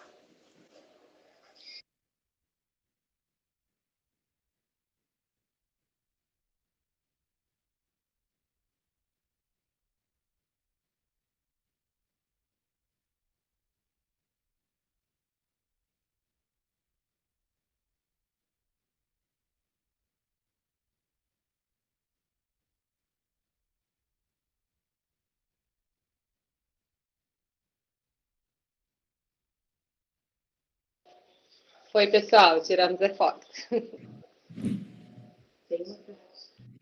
Então, às 11 horas a gente volta, é isso, Flávia?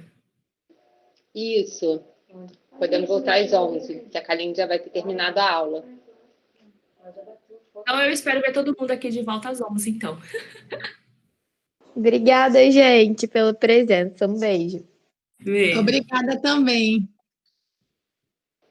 Obrigada, meninas. Beijo, tchau, tchau. Estão perguntando se é no mesmo link. Então, Claro. eu vou enviar o link, vamos tentar que seja o mesmo, mas qualquer coisa eu envio pelos grupos e por e-mail, tá? Tá, então, gente, quem tá aqui online ainda, a Flávia vai enviar por e-mail, vai enviar o link das 11 horas, tá bom?